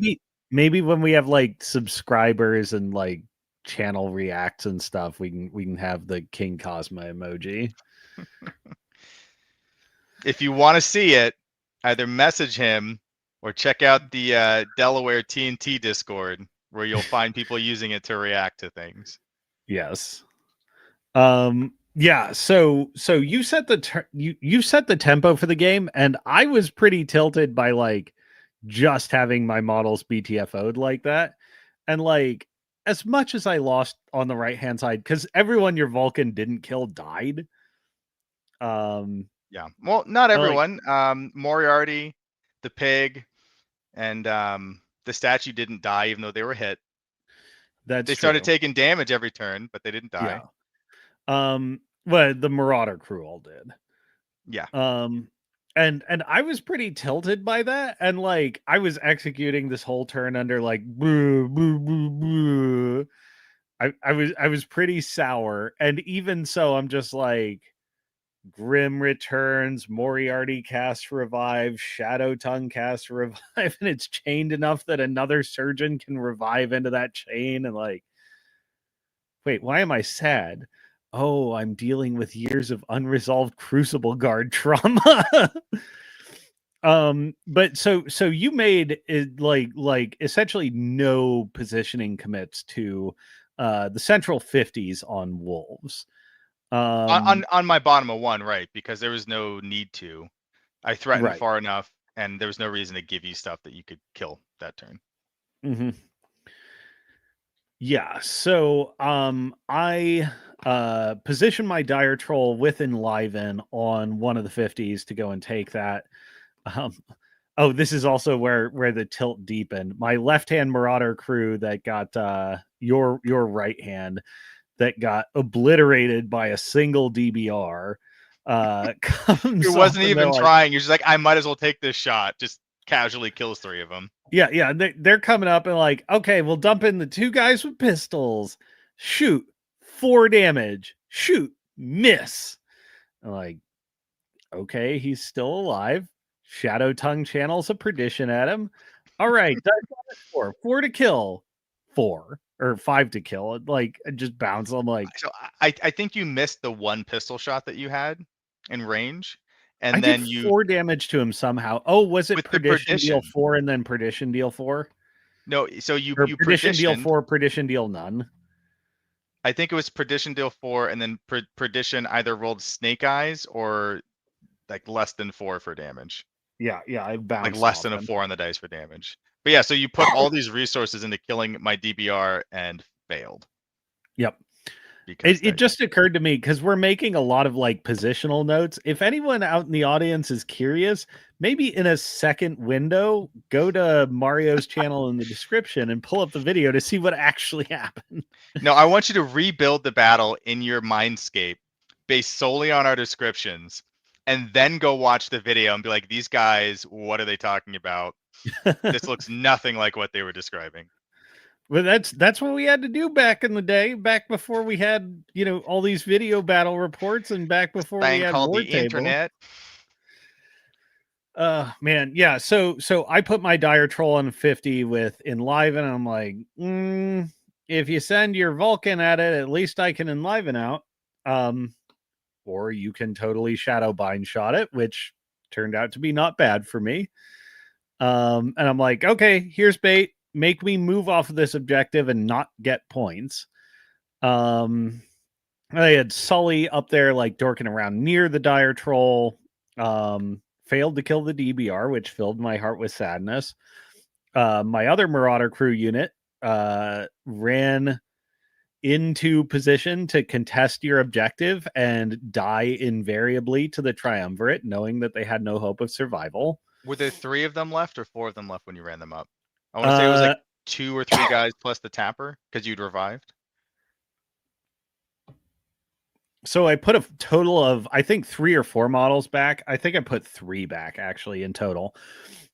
So it would have been 4 plus the tapper. But honestly, that does not live through the triumvirate. Yeah. I think 2 units barely lives through the triumvirate. Anyways, I run that up just like, please, like, at least make positioning concessions before scoring your points. And my Virager and Madame Moriarty are dorking around behind, or like they're dorking around in sort of mid-table positions, trying not to get massively exposed, although it turns out later that they weren't far enough up. And my king just pitches up to like 14 of your Vulcan and puts some main guns into him, does a bit of chip damage. And then I pass back to you. Yeah, so I'm looking at a board state where I feel really good about my position as long as I can kill your dire troll. I feel like if I kill your deepborn dire troll, I take rage away from you. I can send up Apollo to score that 50. You have positioned your Vroger too far to score the other 50 because you wanted to keep him out of threat range. So I'll score my flag, I'll score my 40, you'll score your flag and your 40. And if I score the 15 kill the deepborn, I feel like I'm basically winning this game because you won't be able to charge my Vulcan. I get to save my feet, and you're going to have to commit to the 50s in the following turn, and then I get to press the full send button and deal a devastating blow, and then like ride the game out from there. Yeah, especially because while you hit the full send button, like you don't even have to make melee ranges. You can just go, all guns against the king, and it's going down. Yeah, and I don't have that many guns in this Gearheart list, but You don't, but with Withering Humor and Prey, it is enough. Yeah, and then like if a unit of assault troopers get to charge your Shadow King, your Abyssal King, for instance, with feet and or withering, like they'll just dunk on it too. Like they charge at 17 by themselves, so they go up to 21 from feet and withering. Even if you have the unyielding animus up, that's like 30 damage just from one unit of guys, right? Yeah. So like the list has the beef to kill what you put in front of it. But my concern is I cannot put the Vulcan up there to score that objective this turn because then you get to take it, and that makes it's a bad trading tempo for me if I can avoid that. I don't want to be in that position. Yeah. Then I don't mind terrifically losing my king under those circumstances. Yeah.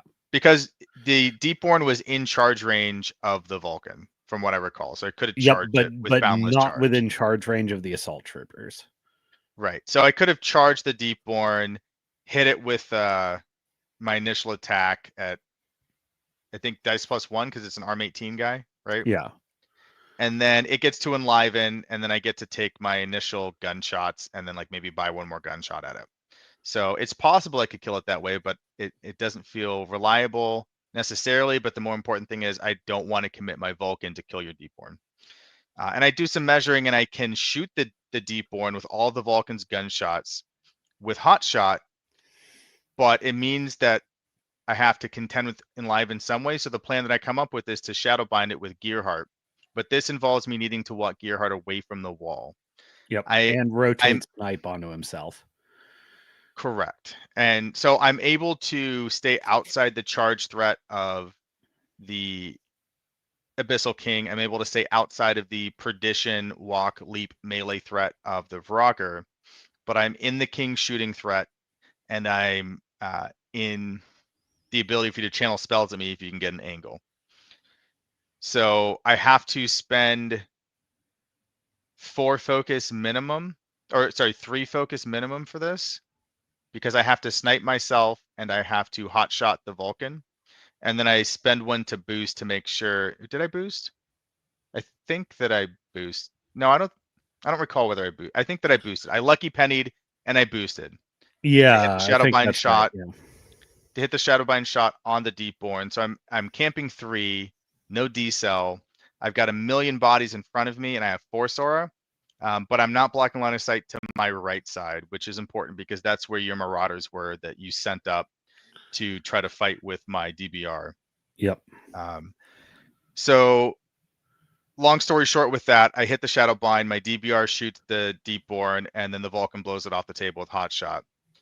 And you end up sending in your king the following turn and shooting at Gearheart, needing 13s to hit because you. I want to set the stage. Okay. I had like Gearheart Well, was I'll finish the turn then so that you can have your big stage set. So I do that. I achieve that goal, and then on the my left side by the 40, my triumvirate, I think it was Hieronymus, charges one of your Marauders that's sitting in some rubble, and then places his friends there in melee, all within range of the 40, and they kill the 1 or 2 guys that were up there near the objective and shoot their spells. I think they were shooting spontaneous combustions at the Tapper and one more model that was over there. And I love this about this unit. Before making any attacks at the guys they're in melee with, they cast their spontaneous combustions at the Tapper. Because if you kill the Tapper, they lose Stumbling Drunk. So obviously any chance you have that you can do that before attacking the body of the unit is always a good idea. So we charge these guys and then just cast spells at the Tapper first and be like, let's see if we can get rid of you first. And they succeed and then just like easily clean up the rest of the unit.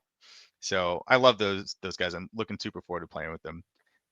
So I've achieved all of my goals for the turn, and now I just need to hope you don't kill me. Because if you don't kill me, I think the game is largely a walk down from there. Yeah, it's absolutely a walk down.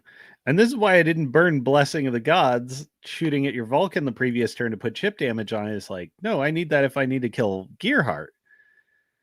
And then I proceed to my and Apollo comes up and scores the 50 my Dire Troll was on, so you're up a bunch of points. No. I think I'm up 1 point. It's like 3-2. Yeah. I think I got my own 40, and you got your 40 and a 50. And then we each score our own flags. Yep. Yeah, so you're up 1, but like the writing's on the wall. I'm basically gonna run out of models here, and it doesn't matter how I trade against this Vulcan now. Like it's donezo. But Gearheart's not behind a wall. Got him right where I want him. I proceed to screw up every possible thing, or nearly every possible thing, in the conduct of this assassination run.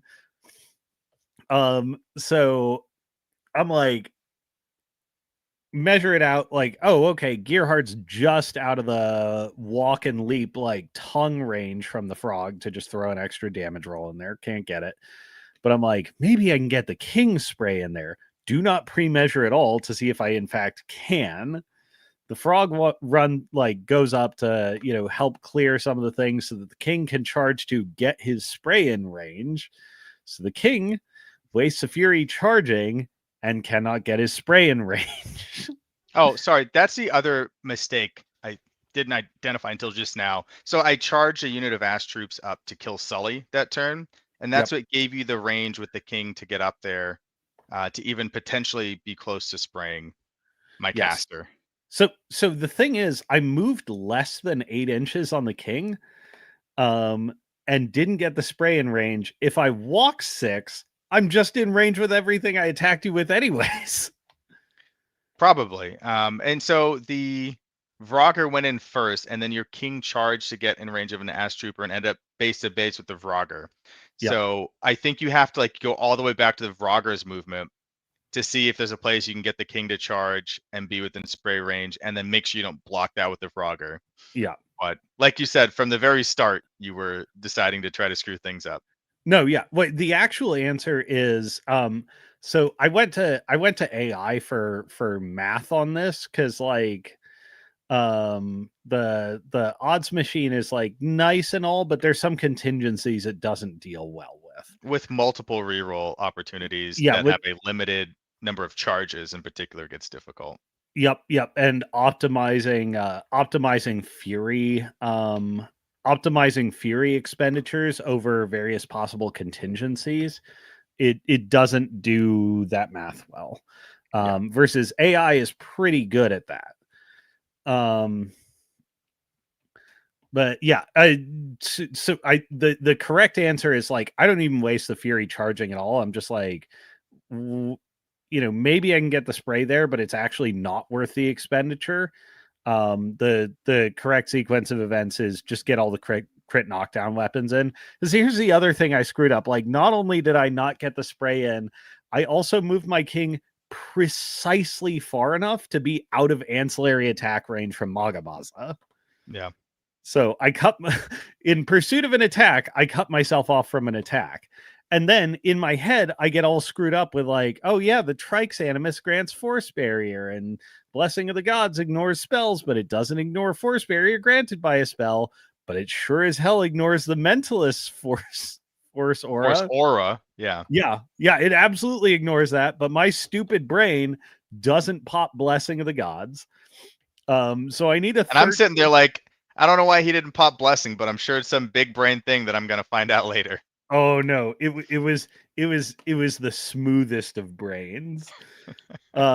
So I fire my I boost to hit my pitch jetsam, needing like a 14 to or 13. 13 to hit.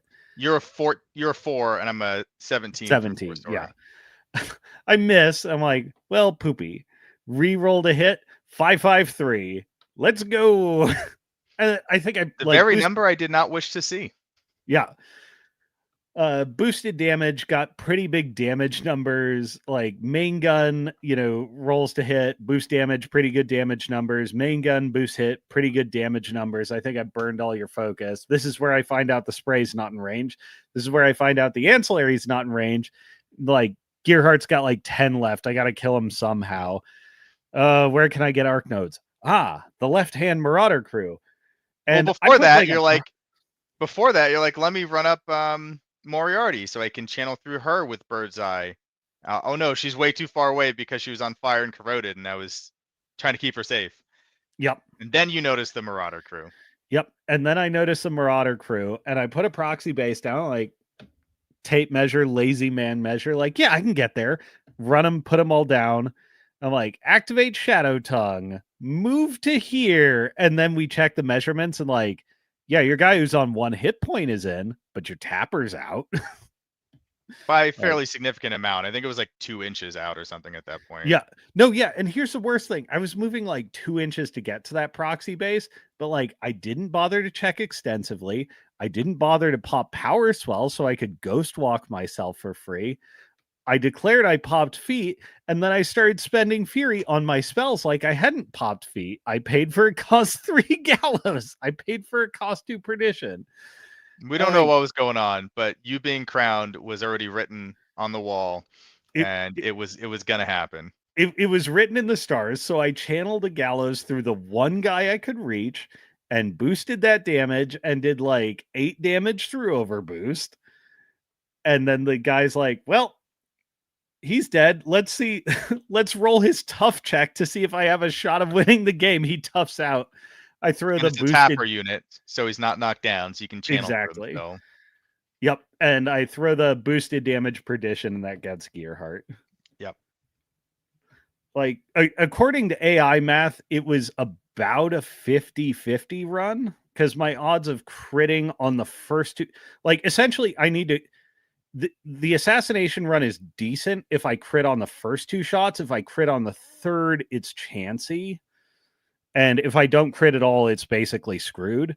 If I do things right, my odds of critting on the first 2 shots are a little over 50%. Critting on 3 is about 70%. And it dices out to how many of the first 3 shots that don't crit hit. But yeah, I guess the stars said, nah, dog, you may be a moron, but you got this. But you're a king. You're smooth brain king. Smooth brain king. So what we talked about it afterwards, and I think you pointed it out, like, and I explained how, I think I have to kill this this Deepborn this turn, Hmm. or force him to walk away. No, yeah, the And actual answer is just shoot at him a ton and force him to walk away. I don't make points, and you're not in real danger. yeah, so my concern is like I need to not let him be in his aggressive position where he is. He either needs to not be in that position or needs to be dead. And Right. so I think And if I him just not shoot being him in with that position, like after the enlivens, is like he moves an inch. yeah. And so I think I need to shoot him with the DBR first. I need like a 6 to hit. And if it Hmm. hits, he's ends up being dice -2. So he's very likely to damage. And then once he damages, you have the decision to make. Do I walk away from this 50? If I do, how far do I walk away? Because if I don't walk away far enough, the Vulcan is still going to walk up and kill me with its guns. Yep. If I don't walk away far enough, the Vulcan might still just get sniped and walk up and kill And me with kill its me with guns the and be guns. safe.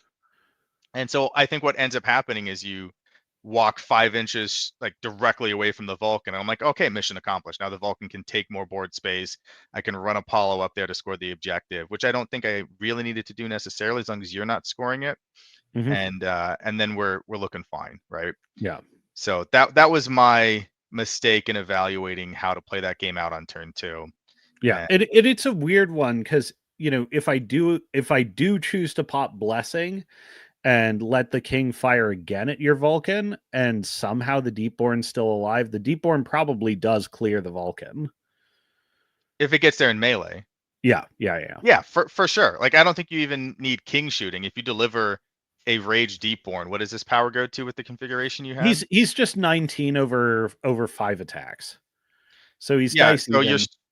you're straight dice 5 times, and you already dealt some damage to the Vulcan because your king rolled pretty well on the non-bless shooting Yeah. against arm 23.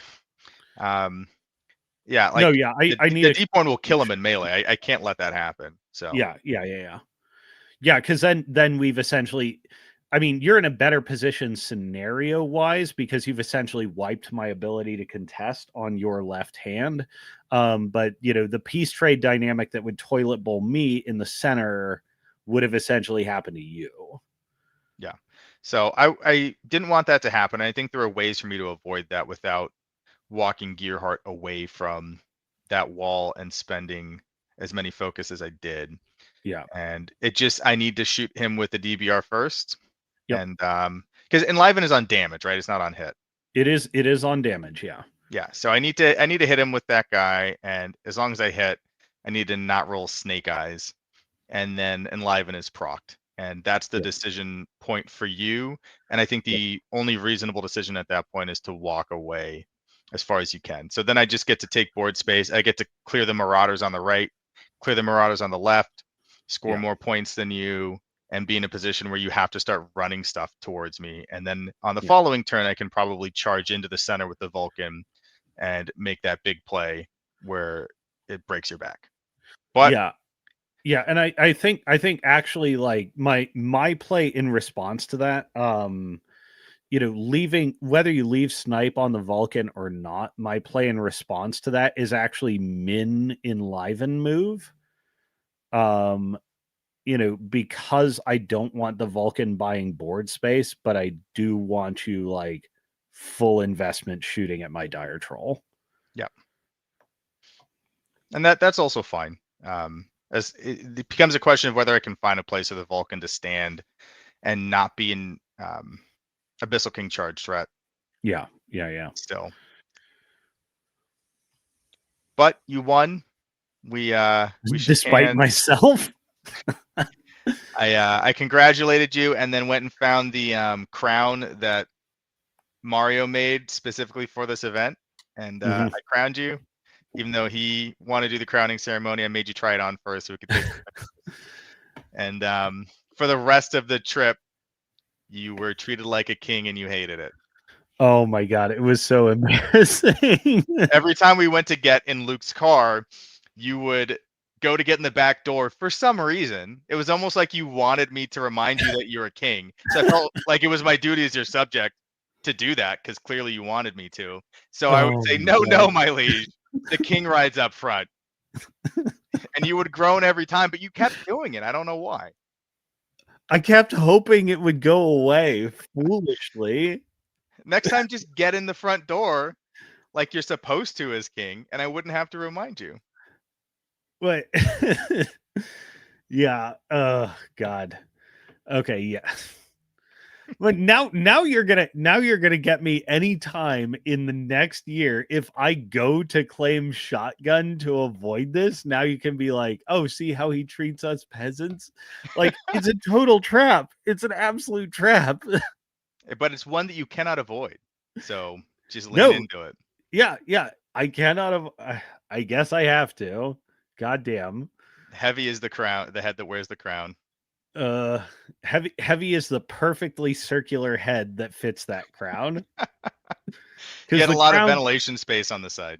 yeah. So I don't have the crown tonight as much as I like rage against it, because I just fly like this past year, because my army is so fucking obnoxious with all the huge models I have. I have just my battle foam bag and my crate for my king, and that's all I get on the plane with. I have no room for anything else in my storage. So the crown is getting mailed to me at some point. Yeah, I think So Corey no Doyle crown offered tonight. to mail it to you, right? Hmm? It was Corey Doyle that offered to take care of mailing it to you. Yeah. It's in Corey's possession. So he's the king in absentia. No, he's the, what do you call it when you're like, He's the regent. yeah, there we go.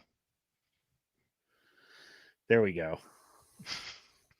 But we got all the photos of you in the crowd. That's all that matters. It is true. There are now crown gifts. And Mario did his raffle and gave away a bunch of awesome prizes to people. There was a tournament happening contemporaneously with the Cascadia Championship, so Oh that got yeah, wrapped up too. extra shout out. Corey's son was there, I think at his first ever tournament.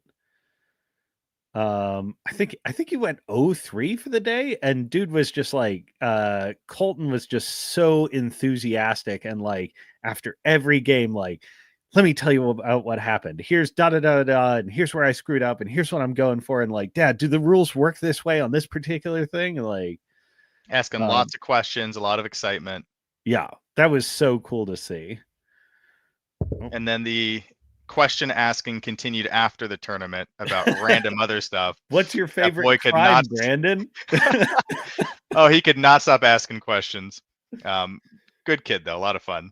Yeah. You found out the Canadian Supreme Court looks like what, 9 Santa Clauses?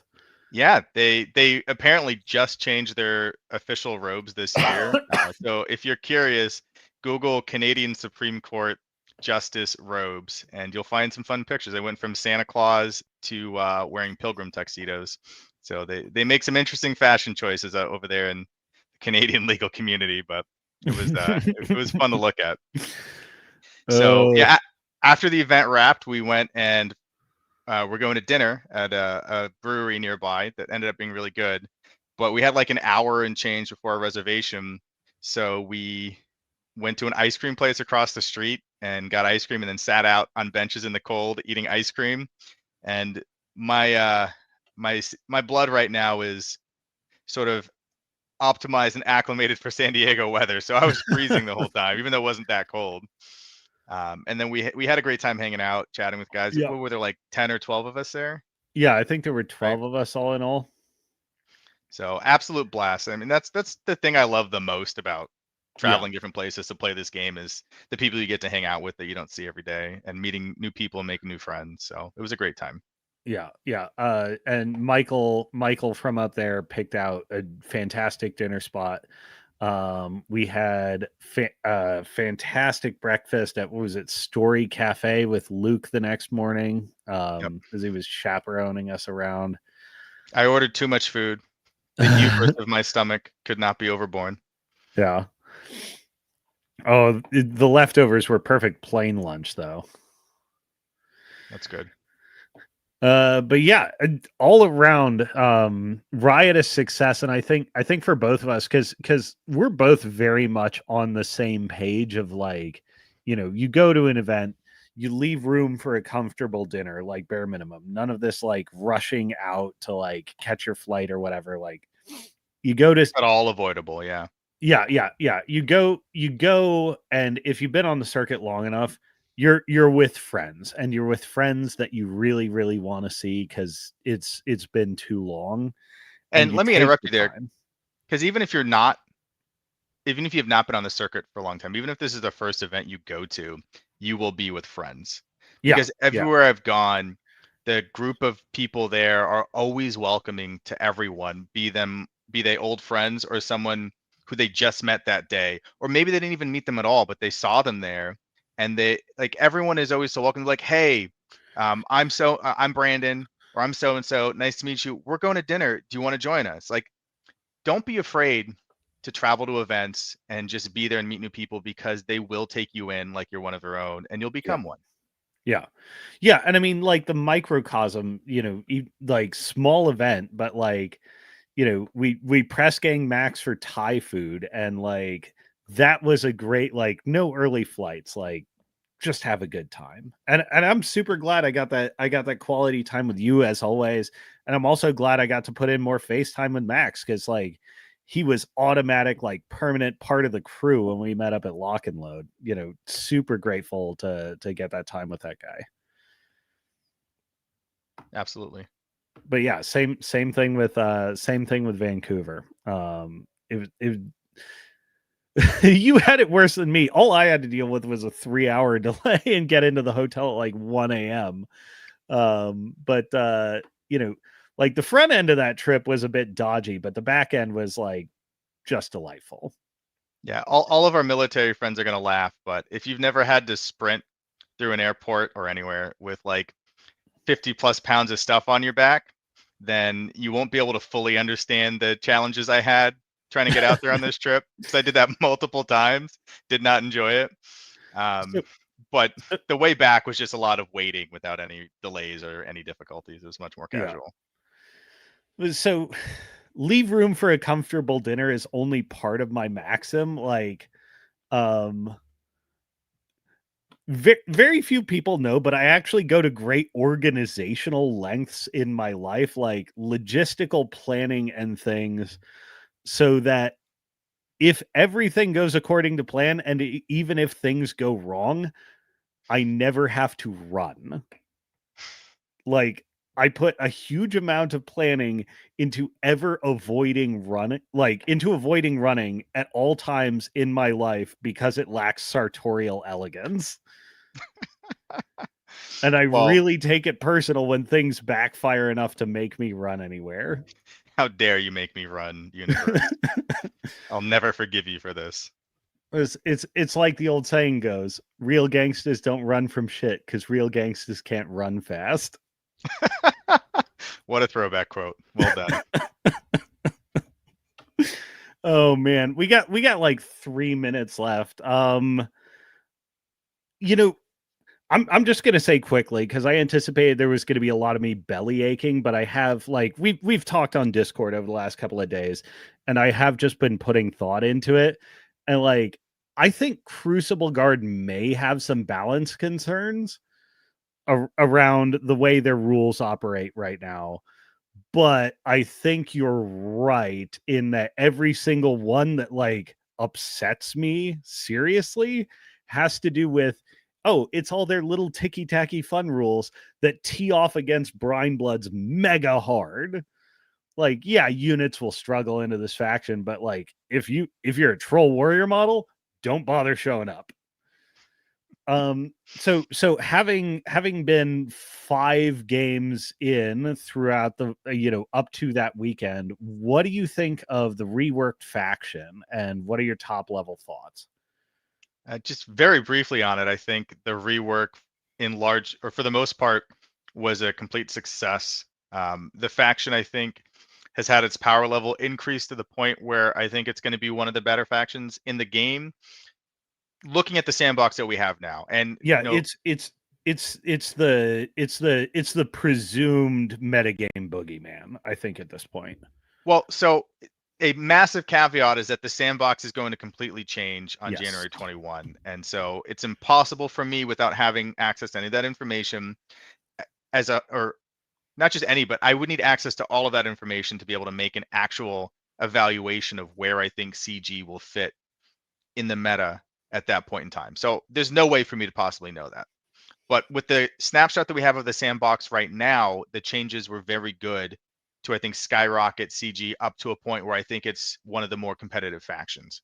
I think Mhm. and I think at the same time, they added a lot of the flavor back to the faction. That was one of my main complaints in the transition from Mark III to Mark IV about Crucible Guard specifically, is that I felt like they removed a lot of the flavor from it. They blanched it. They made it Yeah. they took away all the fun, unique rules that some of them made the faction stronger, but they also just gave it that flavor. So this update gave a lot of flavor back. It's Yeah. different flavor in large part, but it's more flavor. So it's spicier again. The faction is strong. There are a lot the bench is very deep. There are a lot of models that look very good that you can play in a variety of lists. And you have a lot of choices for how you're going to build your list and what you want to play. So I think if you're Mhm. a fan of the faction, at least right now, until January 21st, I think they're in a great place for you to either pick them back up, get them again, get them for the first time, and dive in. And then in January 21st, hopefully they're still in a similar position. We'll see. But as of right now, I'm very excited about playing them again. Yeah. Just a moment of cooking pedantry. Boiling is how you lose flavor. Blanching is how you decontaminate and remove scum without losing flavor. So early Mark IV, Crucible Guard was boiled. Prior to Mark IV, they were pan seared and then oven roasted. Now they're blanched and braised. Thank you very much for correcting me with the correct culinary terms. I say without any sarcasm. So they were boiled, I felt, in the Yes. transition to Mark IV, and No, yeah, no salt, no flavor, nothing. Get out of here. All your power is reduced. All those signature rules gone. Get out of here. they took them out of the pot, and they can never return the flavors that they removed. Those are gone now, like when you boil something. But what they did do is add a very spicy pepper sauce and some other Yep. key flavors, and they've got some of that tang and some of that spice back. Mhm. By the way, I just learned the other day that Old Bay has an Old Bay flavored vodka. Why would you? Ah, It, this just it sounds like worse Jägermeister. it's a it's Why a would you want this? mid-Atlantic thing. Like I grew up in Virginia, Old Bay put it on everything. Is that what Malort is made out of?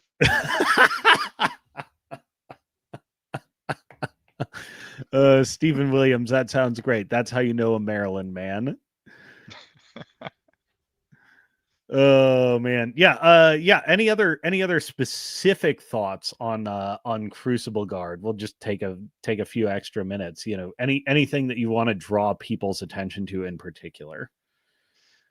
I mean, like for I for for me, for instance, Crucible Guard used to do a lot of its applications of serious business effects via sprays. Now they do it by AoEs and and sprays and and, sprays. and sprays.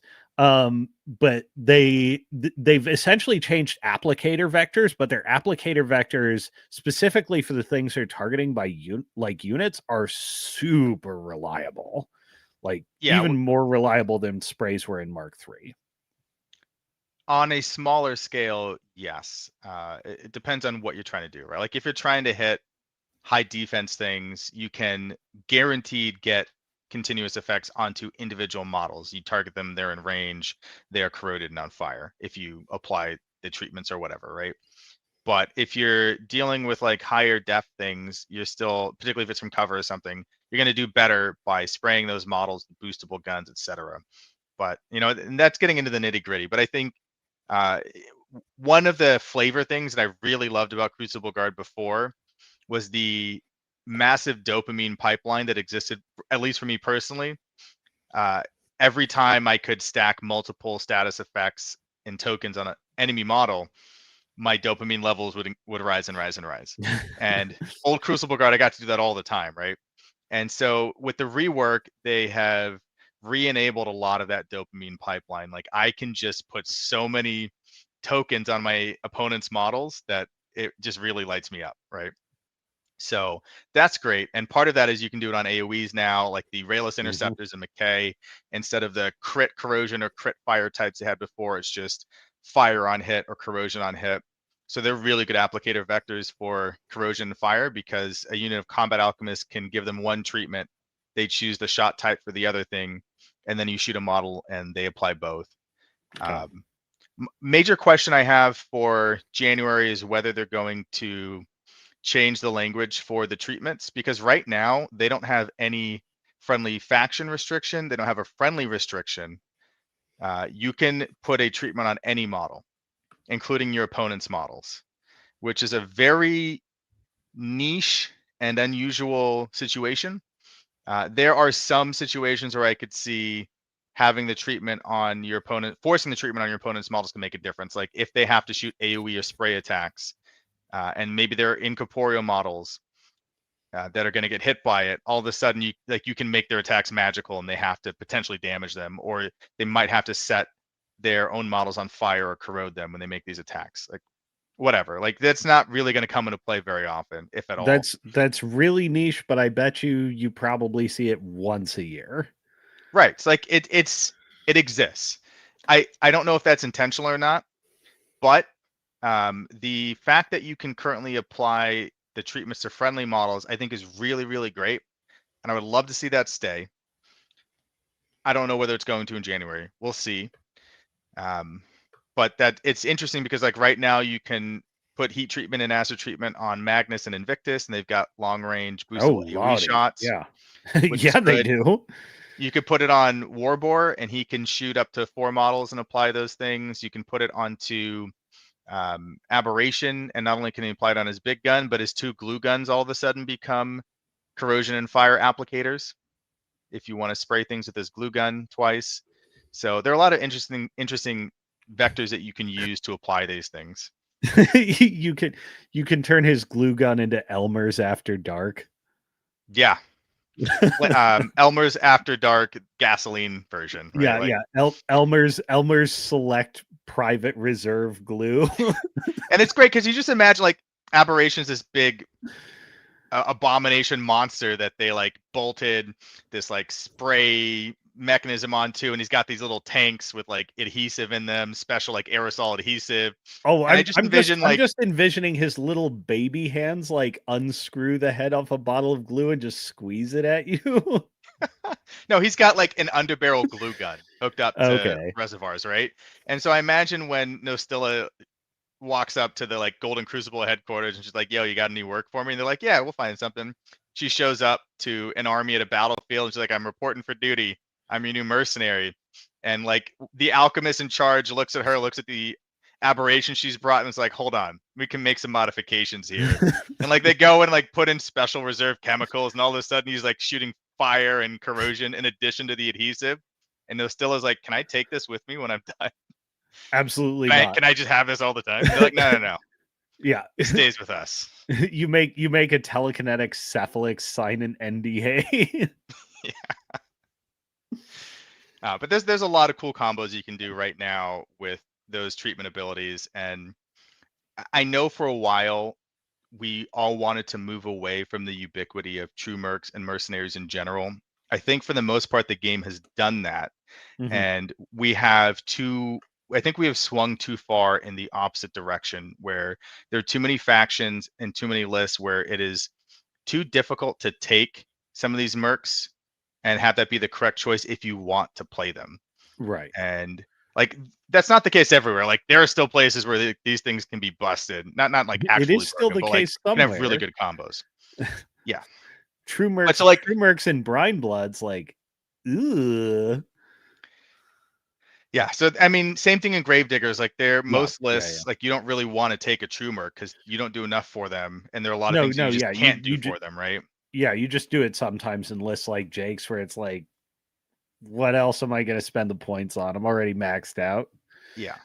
But so being able to modify the true mercs in some way that makes them your own, like gives them some of the flavor of your faction, like Invictus shooting corrosion and fire continuous effects at people, or Aberration spraying people down with like flamethrowers essentially and corrosive flame Mhm. sprays, right? Like, I think that's really cool where you add some of your faction flavor to the True Merc in a way that doesn't break them, because all you're doing is being able to use them as an applicator for these effects as well. And you've already got plenty of good ways to do that in your army, but it gives you the freedom to take that model and not remove your own options in that Mhm. way, right? Yeah. You can give them magical weapons with it. Like, I think that's really useful, and I hope it stays friendly like that. Mhm. Yeah, it is interesting, and it's one of those, like, permanent, potential makers. I guess last question, as we round up the Crucible Guard thing, it seemed like your biggest disappointment of the weekend was Apollo. Talk to us Yeah, about that guy. Apollo has some really good rules. He's also 11 points, and he's a model that does not ever deal direct damage at range himself. So he's in a very strange and unique position in that regard. The support tools that he brings to a list in terms of increasing your caster's control range, giving them rerollable attack rolls, and um,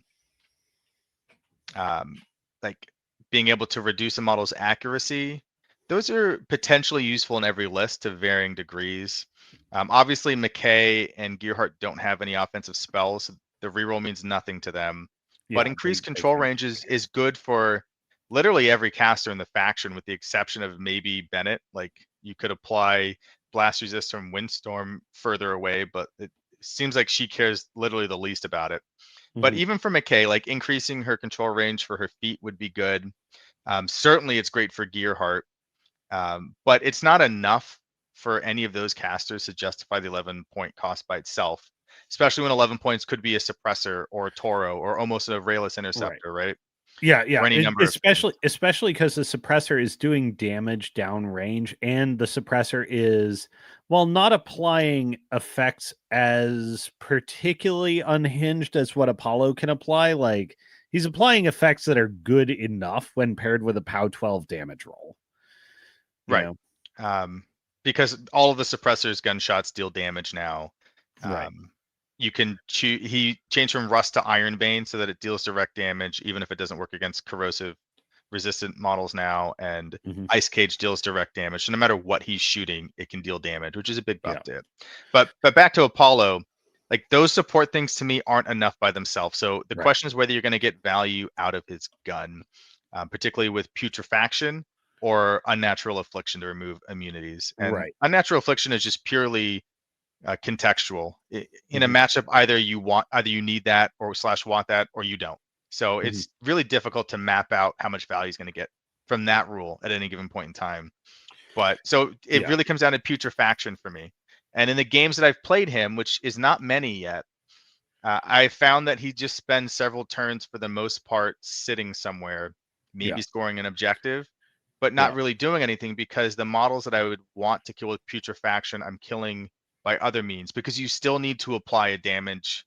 You still need to apply Right. a killing blow from something else. Yeah, and so many So, of your damaging effects are AoE based anyways, at least certainly in the list you were running.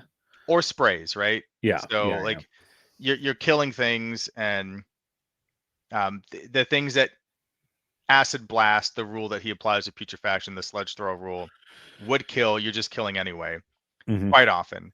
Right. So the thing that you can do that I need to, like, basically change my approach and use him to kill those things, and then try to either, like, change my list so they have less of the elements that overlap with that, or that I'm using them in different ways, is use Apollo to turn things into a time bomb, a ticking Mhm. time bomb.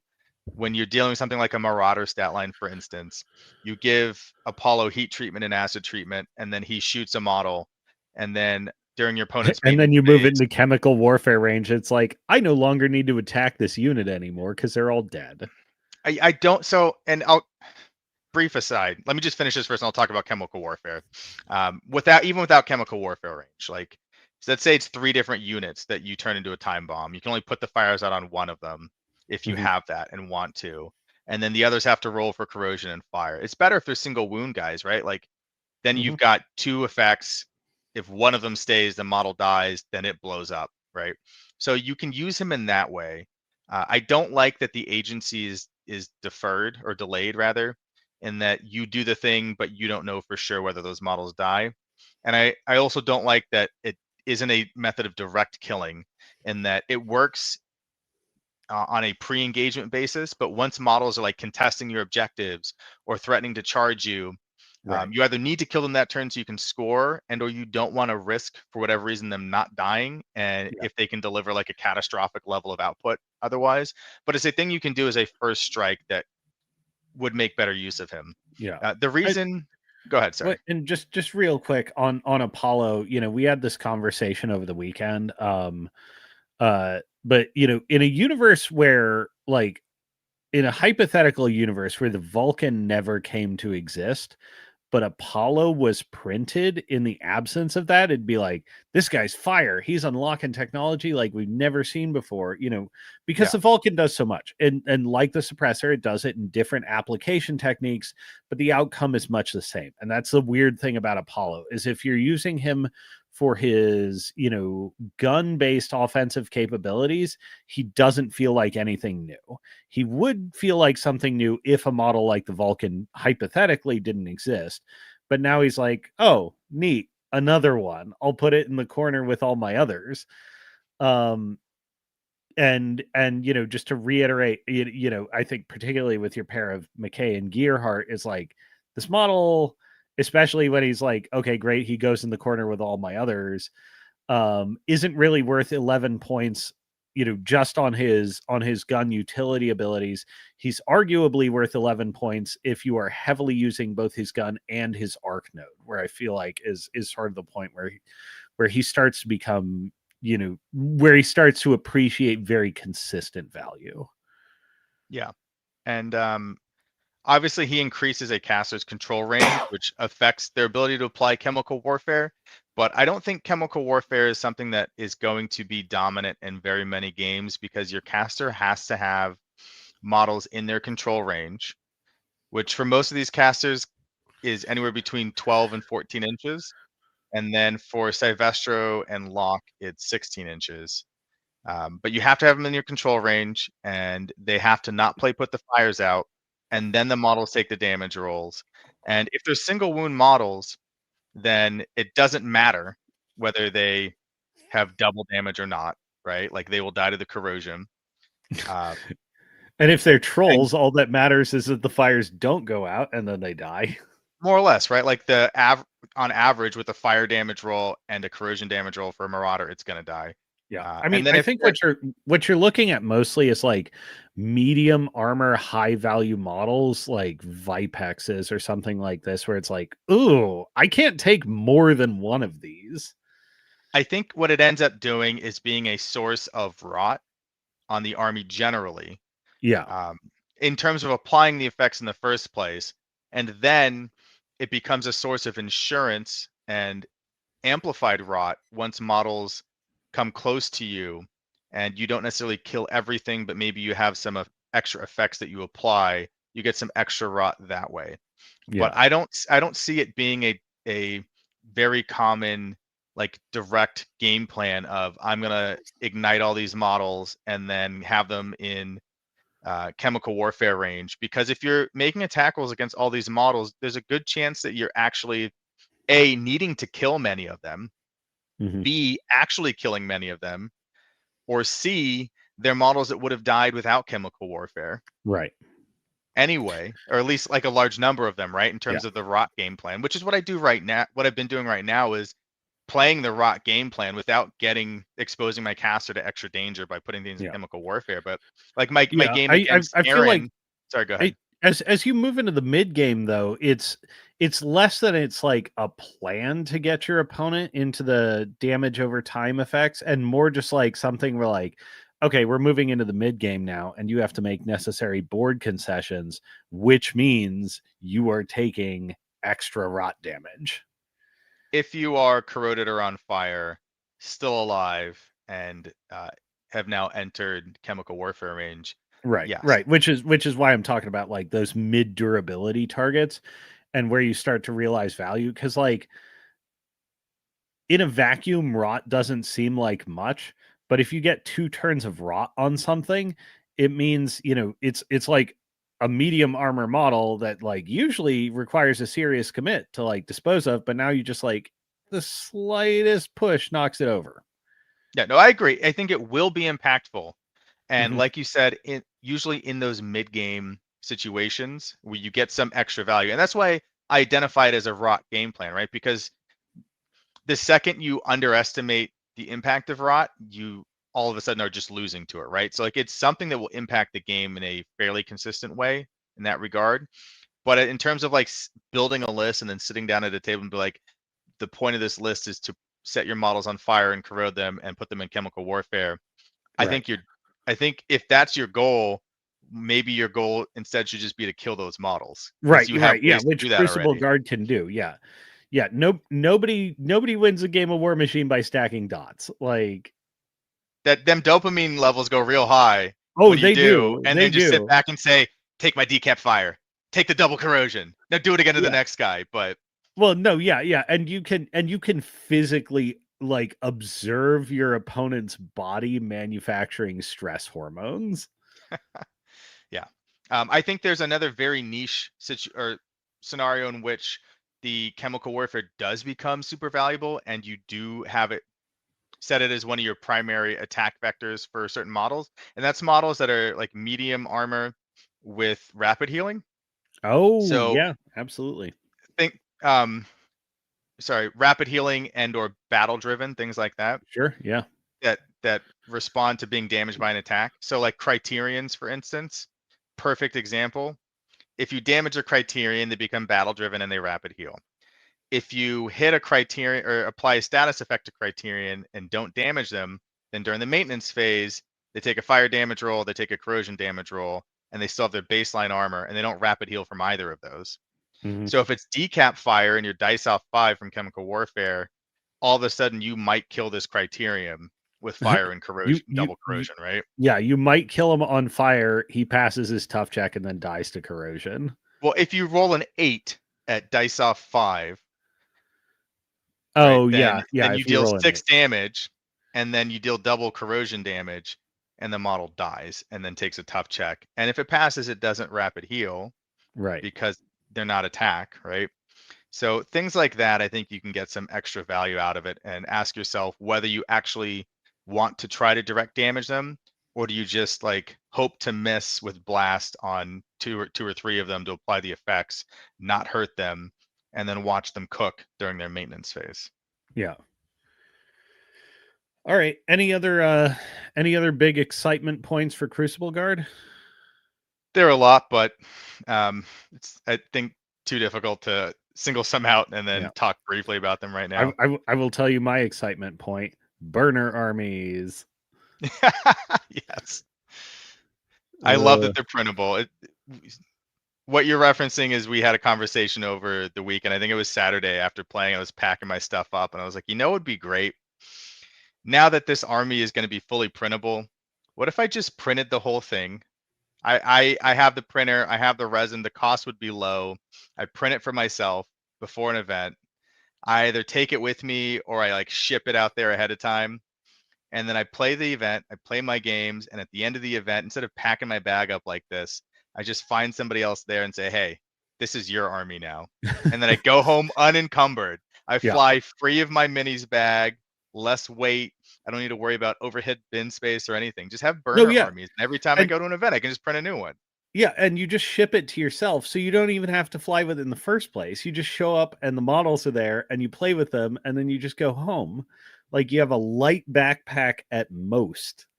And you find like the newest guy in their community and you make his day on your way out. That'd be great. Yeah. No, yeah. Wait, this was in response to me like my instinct honestly every time I get through a tournament it's like I want to say like that post nut disgust feeling where like, oh, I'm done playing with these models and I have to like resist an urge just to take like my entire army bag and like dump it out into the trash. Like I don't need these anymore. I think that's the weird love-hate relationship that you have with Brine Blood speaking the hardest right now. Uh I have had this instinct for years and have been deliberately suppressing it. All Maybe right. someday I'll do burner armies. Yeah. Someday soon. Maybe February. All right. Yeah, any last shout outs for you? Actually, I guess I have a shout out. If you are anywhere near San Diego and would love 2 days of War Machine, let Brandon know. Because putting on, especially in like a big high real estate value city like San Diego, it ain't easy to get it without like knowing the community engagement is there. So if you would be serious about a War Machine event in April in San Diego, you should be. If you're at all close, let him know. Let's make this thing happen. Let's make it the premier West Coast meeting point for a new event. Yeah, let me know if you're interested. The more people I know are going to buy tickets, the easier it is for me to make a commitment to a nicer venue. That would be a lot of fun for people. So let me know if you're Yep. interested. Hard commit. All right, Keith, take us away. Goodbye, everybody.